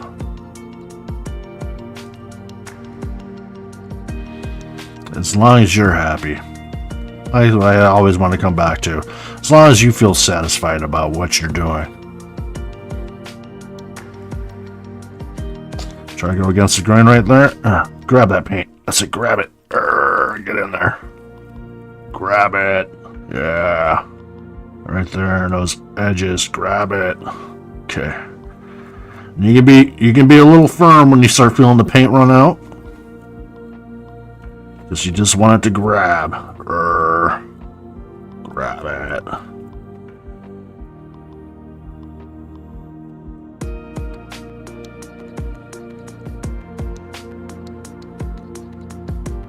I think we're looking pretty good.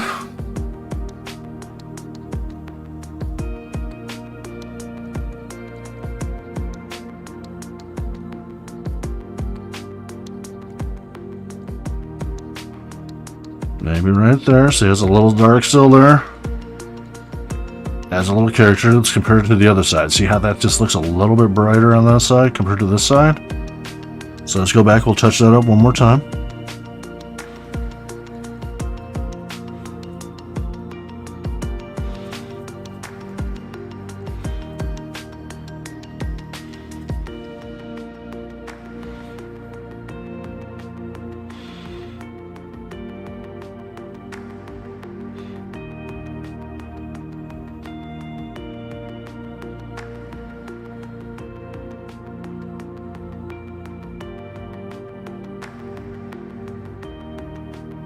Now let's see if we can maybe go back in, since we're using white, and maybe bring this eye back to life, because it's a little dull looking right now, in my opinion. So I'm going to take a nice little detail brush.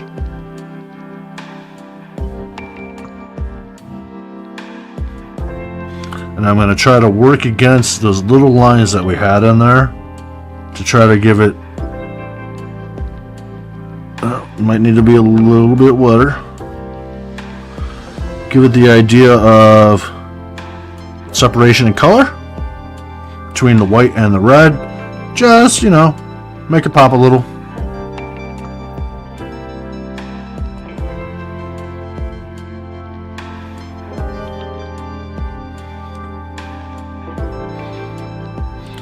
I think this paint might be dead. Might be time to get some more on here because it's not playing the way I want. Alright, let's try this again.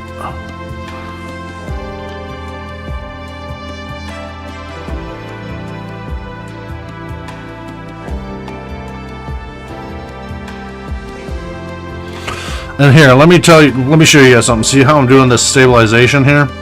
Like I said earlier about like a painting technique here. Let me put this down. So it takes a little explanation, but also I think it takes a lot of like showing and telling too. This is called the butterfly lock technique because it's like it makes your hand look like a butterfly.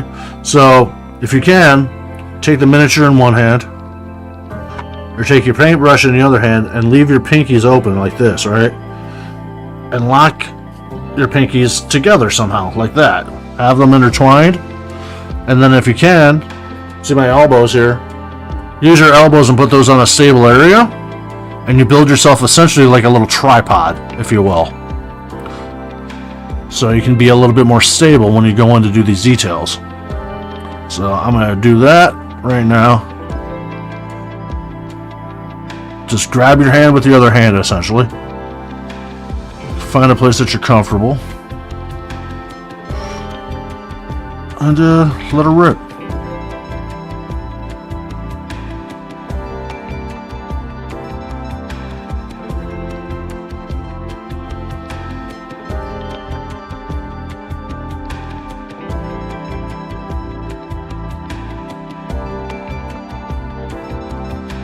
So we just wanted to, like I said, accentuate that little red line that was in there. Try to get that to pop back out.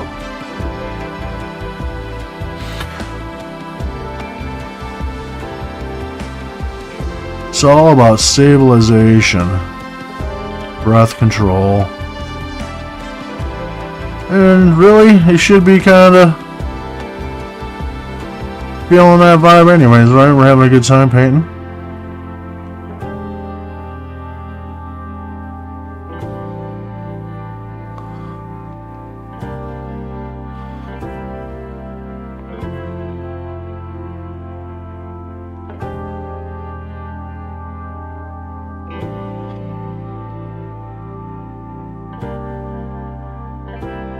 Maybe drag it over to the edge.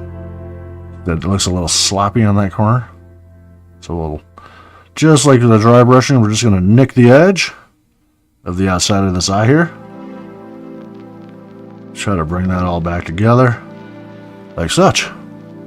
And leave that red line in there, kind of doing this thing to make it look like a bulging eyeball per se. And we'll do the same thing over here on this side now of the eye. Try to give it a nice differential.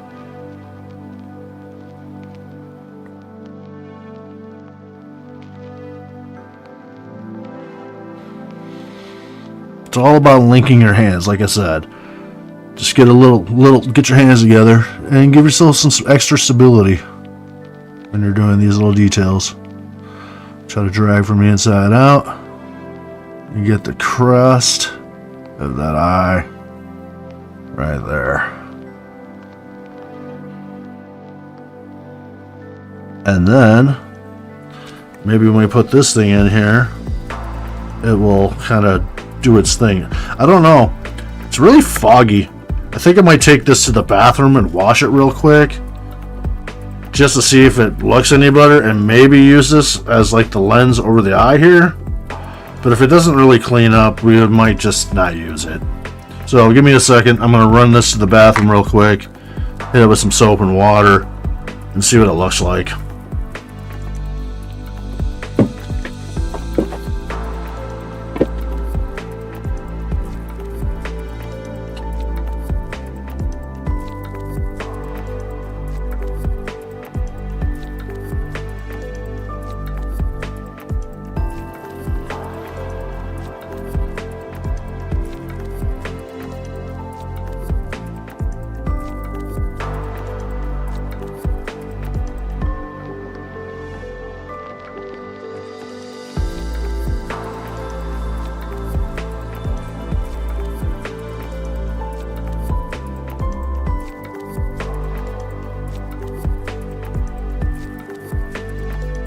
I mean, it's part of the miniature, so I kind of want to use it because it's part of it, you know what I mean?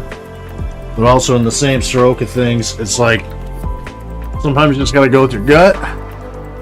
Alright, so, with that, let's find this rag here and dry this little piece off. Find a clean spot on here. Clean her up here. before we pop it in, see what it looks like. Because like I was saying, if you see if we can get a nice shot on that. The light itself also kind of makes it shine a lot, but WAP says, sort of like a sleep thing. I used to tape around the eye and use a gloss clear coat on the eye. That's a good call. I used to do that too. I don't know if I have any gloss though right now. I think I have the only gloss I have right now is a spray paint. I could maybe hit the thing with the spray paint, but let's see here. Yeah, I don't know, man. That looks just so foggy. I don't like it. Let's see here. Scrape it with our fingernail. I mean, it could be a good effect, but also it could just not. What the hell? Let's try it. Let's try it.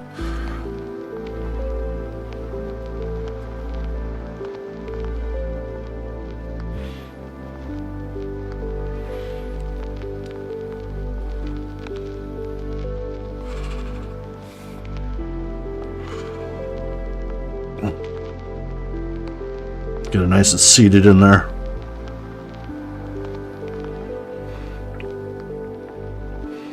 Bohemia Use says, I didn't use on mine. Yeah, I can see why. I'm not a big fan. It kind of like it's got that fogging effect going on, right? I don't like it. I don't like it. Let's try to pull that out if we can. I think I got a blade around here that I can pop that thing back out with. Somewhere. Maybe. So much junk lying around right now. WAP says, I used spray that I had for cars. That's why I taped it good. Gotcha. Okay. I'm thinking I'll just hit it on the plate or something if I have it. I think I got something. Some semi-gloss or something. Alright, let's get this goddamn thing out. Let's not cut herself either. Alright, cool. Yeah, I think I'm just gonna, let's try it. Let's give it a shot. Let's see here. I'm pretty sure I got some semi-gloss in one of these cans. At least some semi-gloss. We got ultra matte, no. Clear matte, no. I want to say there it is. Triple thick crystal clear glades by Krylon. I'm gonna hit this right here, guys. I just want to give you tips and stuff like that, and I don't want to lead you down the wrong path or anything like that. But if you're using spray paints and shit like that, don't do it inside your home. But here we are. I'm doing it inside my home. It's just going to be a little bit, ideally, to try to help with this little issue we got going here. Make sure you always use a mask or a well-ventilated area. Me, I put copious amounts of bad crap into my body, so if anything, I've grown immune to this shit. I used to be a powder coat painter at one time, WAP actually. says, you can do that on the mouth too. Gives it a wet look. Oh yeah, okay, we'll do that. Alright. Let's not spray paint my freaking computer either. Alright. There we go. There's a little spraying of that stuff. Some on a brush. Go in for the kill, baby.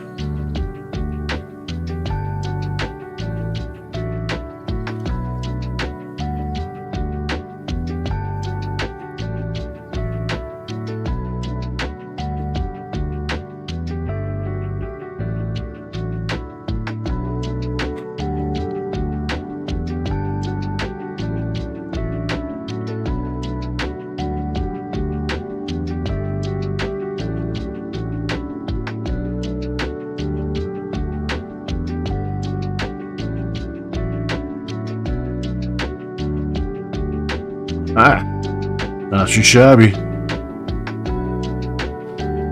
I think it's a winner, man. I think that looks a lot better.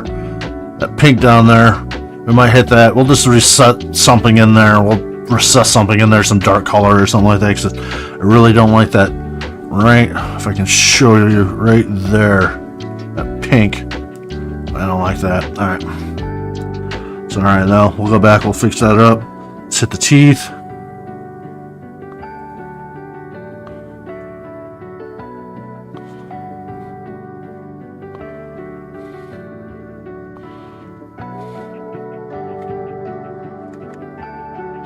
Oh man, it smells good in here. Woo-wee! Alright.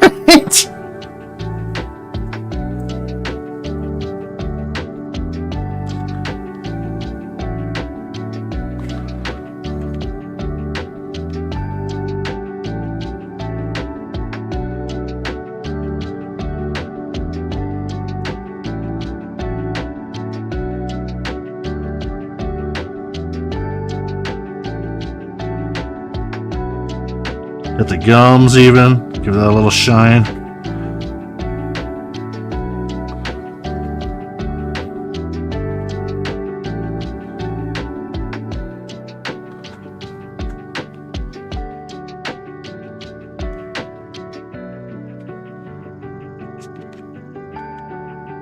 And some of that tongue. Come on, baby, give me some tongue. Didn't even really have to mess with that too much either, that inside part of the mouth. Came out pretty good.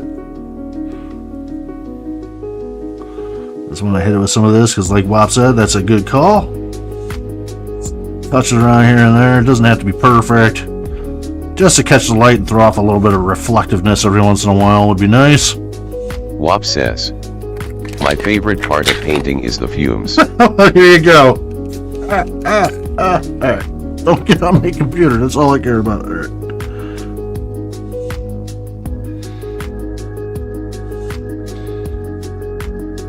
Telling you, man, seeing colors in triplicate. Did you ever know what pink tasted like? Because I could taste it in the air right now. And I'm going to kind of drag along the teeth here. The last little touches here to try to even get the gloss to kind of work with me here. Starting at the large end, working down to the smalls.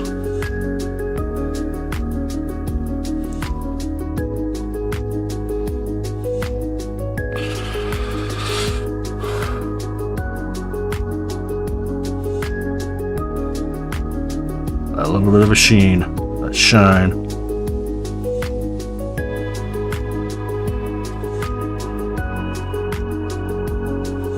I don't know, guys. What do you think? Besides maybe that little piece of pink sticking out, let's get this brush into the water because spray paint definitely kill your brush real fast. All right, so let's sink something down there. Let's sink some of this black or something like that right into that corner. I don't like how that pink is sticking out there.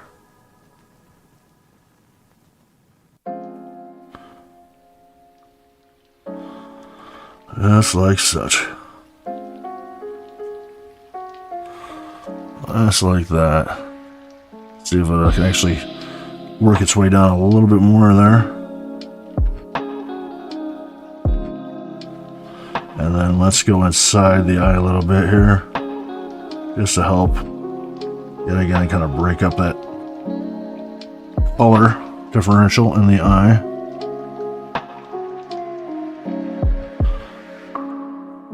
It's looking pretty good. Let's do a little bit more. While we're here, you know what I mean? Might as well go all in. Let's get the other side if we can.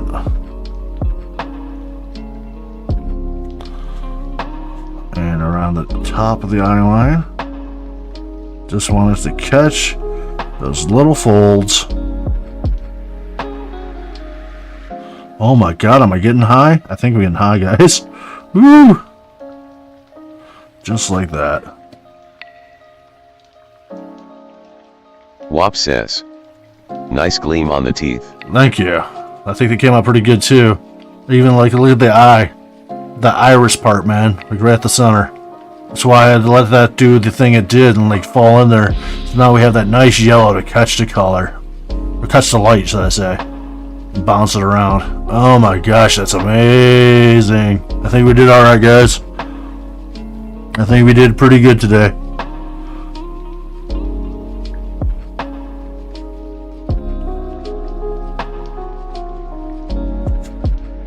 Touch it up just a little bit more. I don't even want to move it just yet. I want to show the back. Yeah, pupil too. I like that too, man. Yeah. I like that. Like I said, like when you look at somebody's eye and they got the color, you know how it's got like that little white. It's like really big in Japanimation. Looking good. Thanks, man. So I think we're just about there, guys. You know, I don't want to overwork. When you're happy with it, you're happy with it. Let it be. And I'm pretty happy with this. I think it looks pretty good.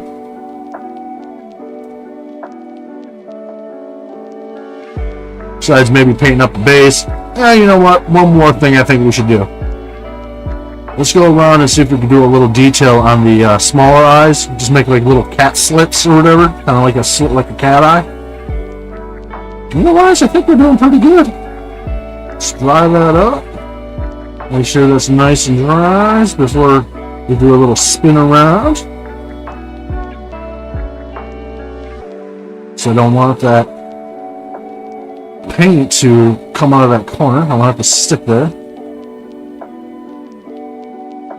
Alright. Hopefully that did it. And let's go around and see how that back's looking. Yeah, look at all those little plates popping with our darks and our purples. I particularly enjoy how nice this back came out right here. All those little colors, man. I'm really happy I went with the purple. I was kind of hesitant, but I think the purple really played a good part. Kind of helped bring it all together with a little bit of different color spikes here and there.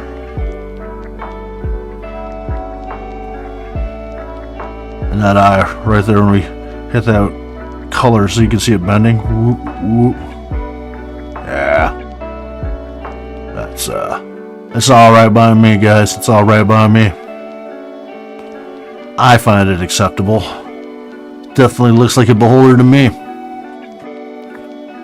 Alright, so let's let that sit there for a second and let's get ourselves a real fine brush here. Let's go with this really small one right here.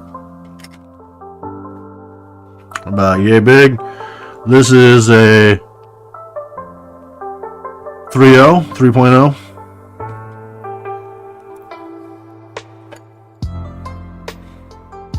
Oh my god, I'm just looking at this from this direction too. That looks so good with that eye. See if I can tilt it so you can see what I'm seeing. Yeah, see that? The light catching it. Good call on the goddamn clear coat, sir. Thank you, man. I think that's the winter chicken dinner, baby. Burrito process. Just got back. Looks like some really good progress in the last few hours. I'm just about to wrap it up, baby.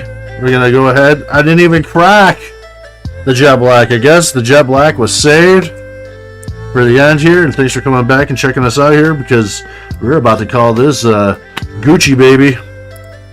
It's time for me to go 100% savage on you guys. Stupid plastic. Alright. And let's just do a little dab of dew. Ain't got a lot to do with those eyes. Just want to get a little bit of a flecking. Kind of make them look like they got some sort of sentience about them as well, right? Instead of just, I don't know, right now they kind of look like fish eyes or something like that. So I did not put this in water. Shame on me. So I'm going to roll the brush a bit and hopefully not break it too much. Alright. And let's see if we can throw a couple little lines for eyes here and there. And I'm going to try to work, if it makes sense, use the brush head to go from the middle outwards. That way I can control the brush. And we're going to do upward strokes for half the eye, and then we'll flip the miniature and do the same thing in reverse for the other half of the eye. Alright, here we go.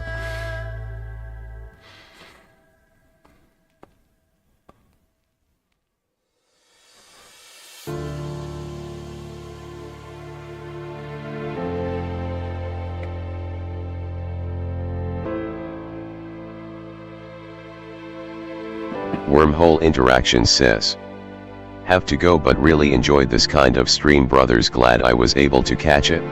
Oh, it was awesome to have you here, man. Appreciate Wormhole you. Interaction says, 07. Peace out, Tribe Scout. Thanks for being a part of the things and doing those things that you do, man. Coming by and do the drive-by looky-loo, hitting those buttons for the motherfucker, bro. On our way out, you know the vibes. Do the like, do the share, do the subscribe, do those things, man. little interaction for you goes a long way for a small content provider such as myself. So I appreciate all the things that you do, far and wide. Thank you.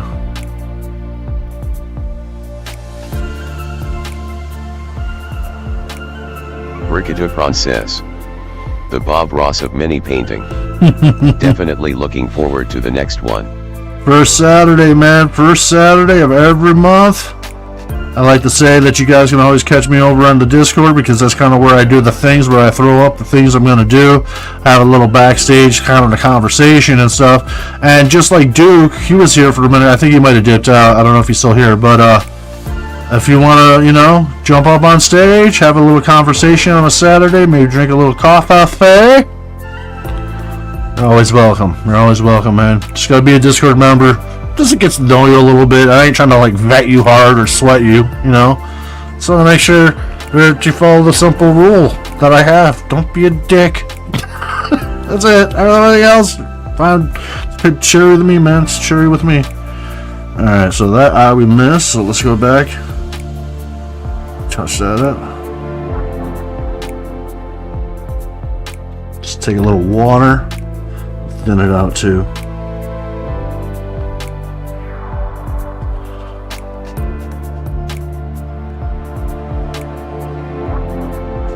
Alright, so you can see how we did it one way, and we're going to do it the opposite way on the other parts. Alright, why am I getting nervous, man? Because we're getting close to the end, dude. This is it. Do you smell that? It's miniature glory. It's miniature victory, baby.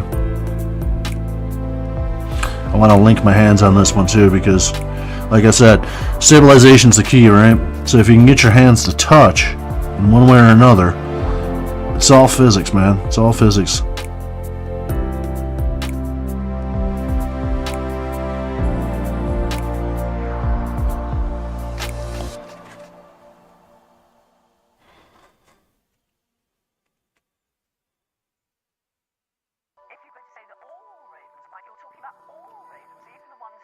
Brigitte Princess. Have you played Baldur's Gate 3? It's not. Fantastic. I need to, but I got this goddamn kind of a piles of shame. Jeez. I got so many goddamn games in my Steam library right now. I gotta fuck that eye up, that's for sure. That one looks perfect. That one looks good. This one looks a little off. Let's give it a little bit more.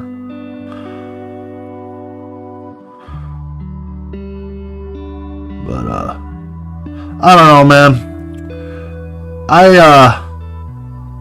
I'd rather just play D&D and video D&D, man. That's just me too. I mean, it's a good facsimile, but nothing beats a real thing, baby.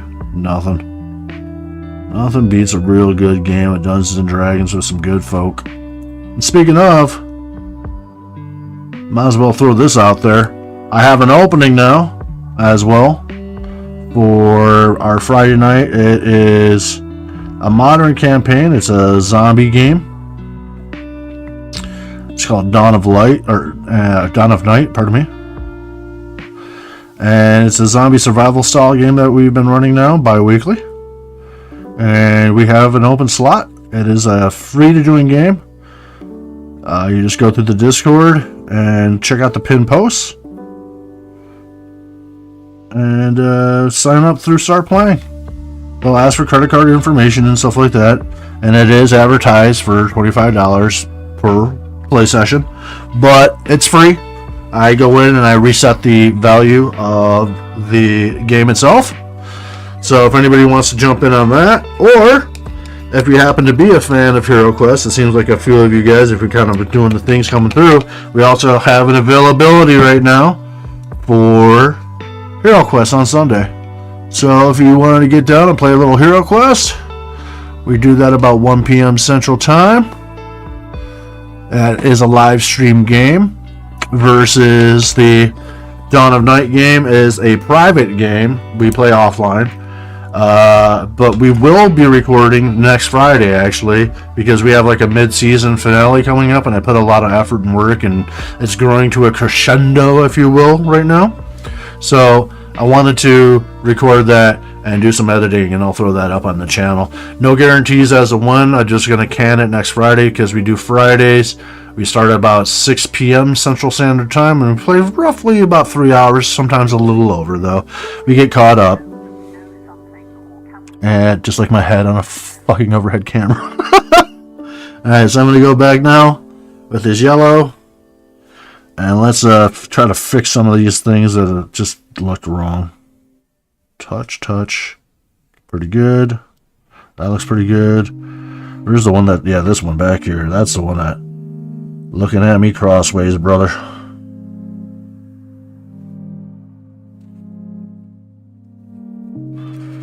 Alright. Yeah. I know. This is for all the marmalade, Mr. Giraffe. Just relax. Touch her up.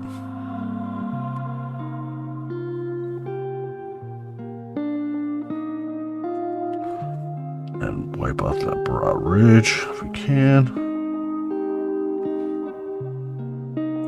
There we go. That looks better already. The other side very dark, so let's go back and give that a little dab of dew.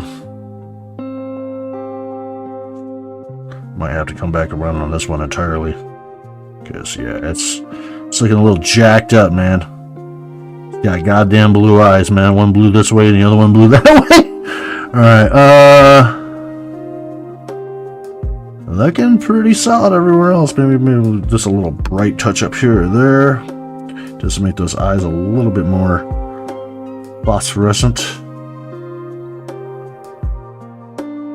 Just on the tops.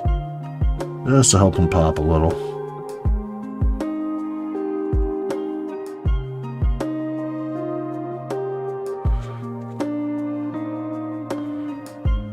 That one came out pretty darn good. A little too much, but just to give it the old finger dab. There we go. Around that one right there as well. Like I said, perfection is something that you strive for. It's never obtained. Just do the best with what you got, and just try to have fun with it. Alright, so let's see here. After that was all said and done, how those are looking. There we go. Kind of look like some eyes, if I say so myself. This one back here. that one's the tardy. That one's kind of tarded. We'll come back and touch that up a little bit. Let's find our purple. Let's just use raw royal purple on that one.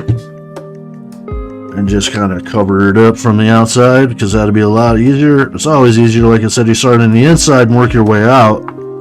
It's usually about half the problem, man. Get it working out pretty alright.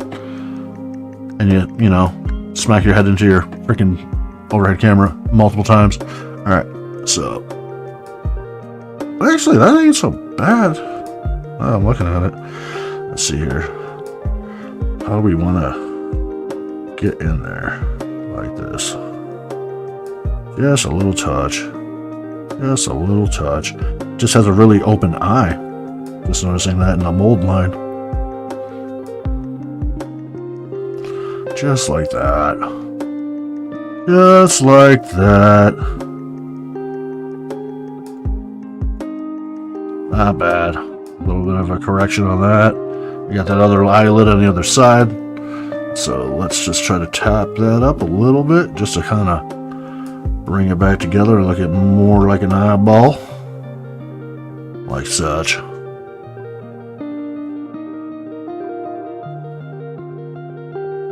This eye looking a little rough too, so let's see if we can fix that up a little. Go back, grab a little bit more of our yeller.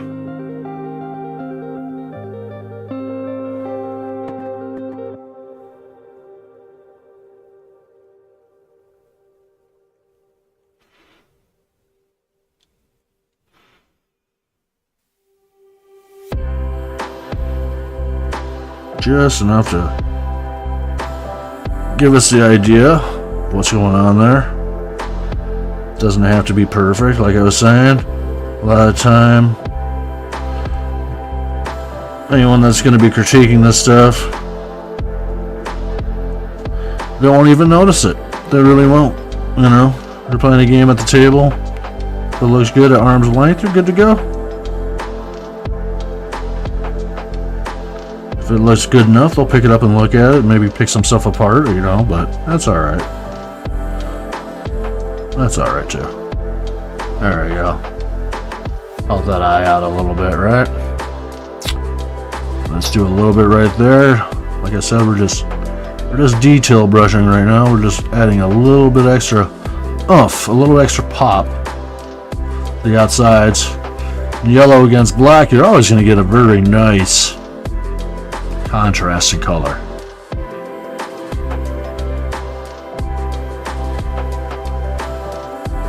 See if we can bring that down a little bit this way, like such. A little too far, it's alright, we'll just wipe. Alright.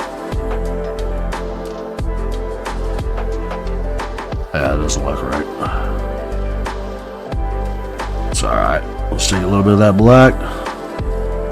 Go right back over it.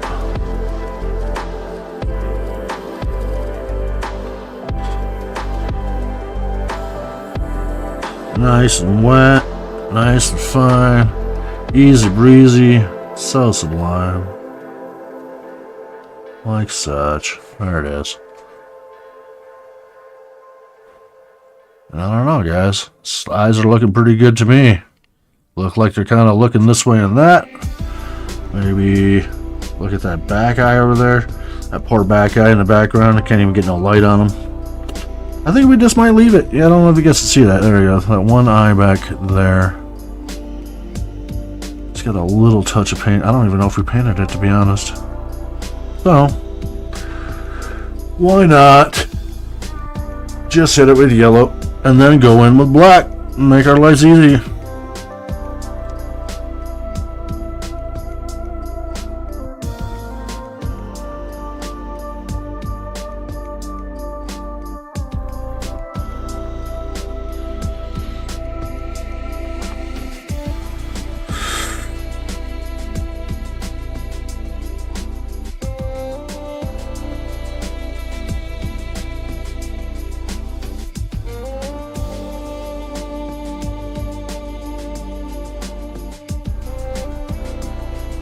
Like I said, a little breathing goes a long way, man. Little breathing technique. You heard me take my breath before I went in with my paint. It gave me a little bit more rest in my nervous system, basically, right? And I like that so much, but I would be ashamed to mess that up. So let's hit it with the old dry gun real quick and let that paint settle in.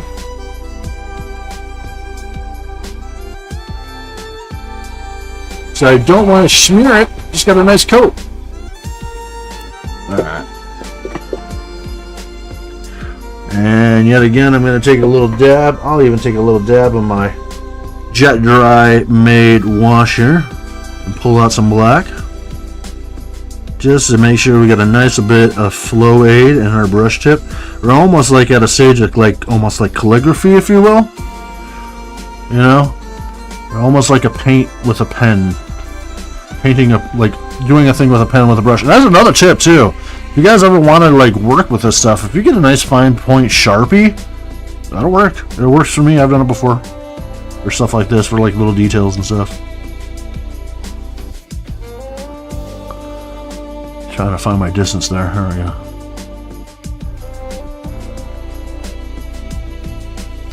There it is. Look at that. Just a subtle touch. Boom. Alright. Well, guys, the only other thing I can think of is maybe those teeth are a little gnarly. Could have been something to do with the primer that we used. It kind of broke down some of the pigment, kind of reshuffled and reallocated and shuffled it around. So, woo! Let's go ahead and smack our head into the overhead cam one more time. Eesh. I'm glad I used a swing arm on this instead of a static arm, because my brains would have been busted open by now. Alright.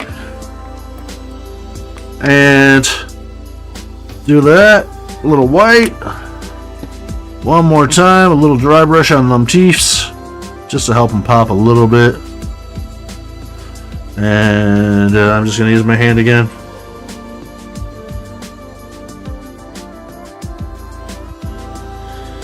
Alright.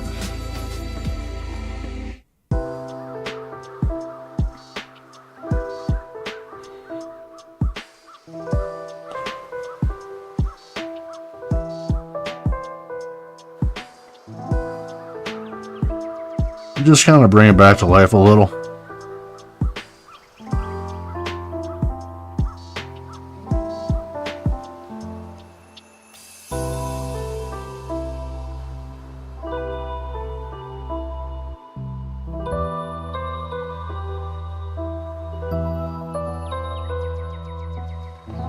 There it is.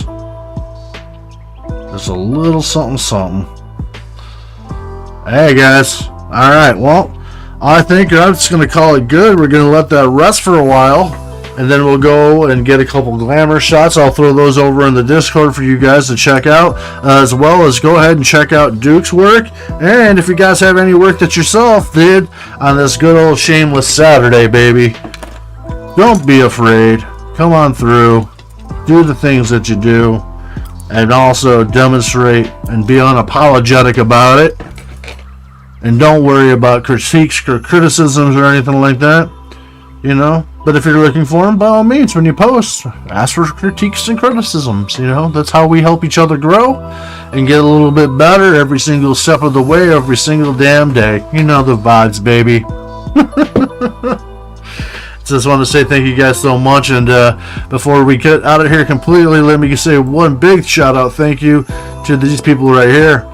These are the ones that come by and do the things that they do. They help me out. And if you want your name and your love from me and my appreciation, by all means, check out the Patreon in the About section. $5 a month. Make me holla. Throw you up on the old thank you board and let it know that you are a generous individual that wants to help out someone that wants to do the creativity over the conformity and do something a little bit different. Until next time, guys. Thank you so much.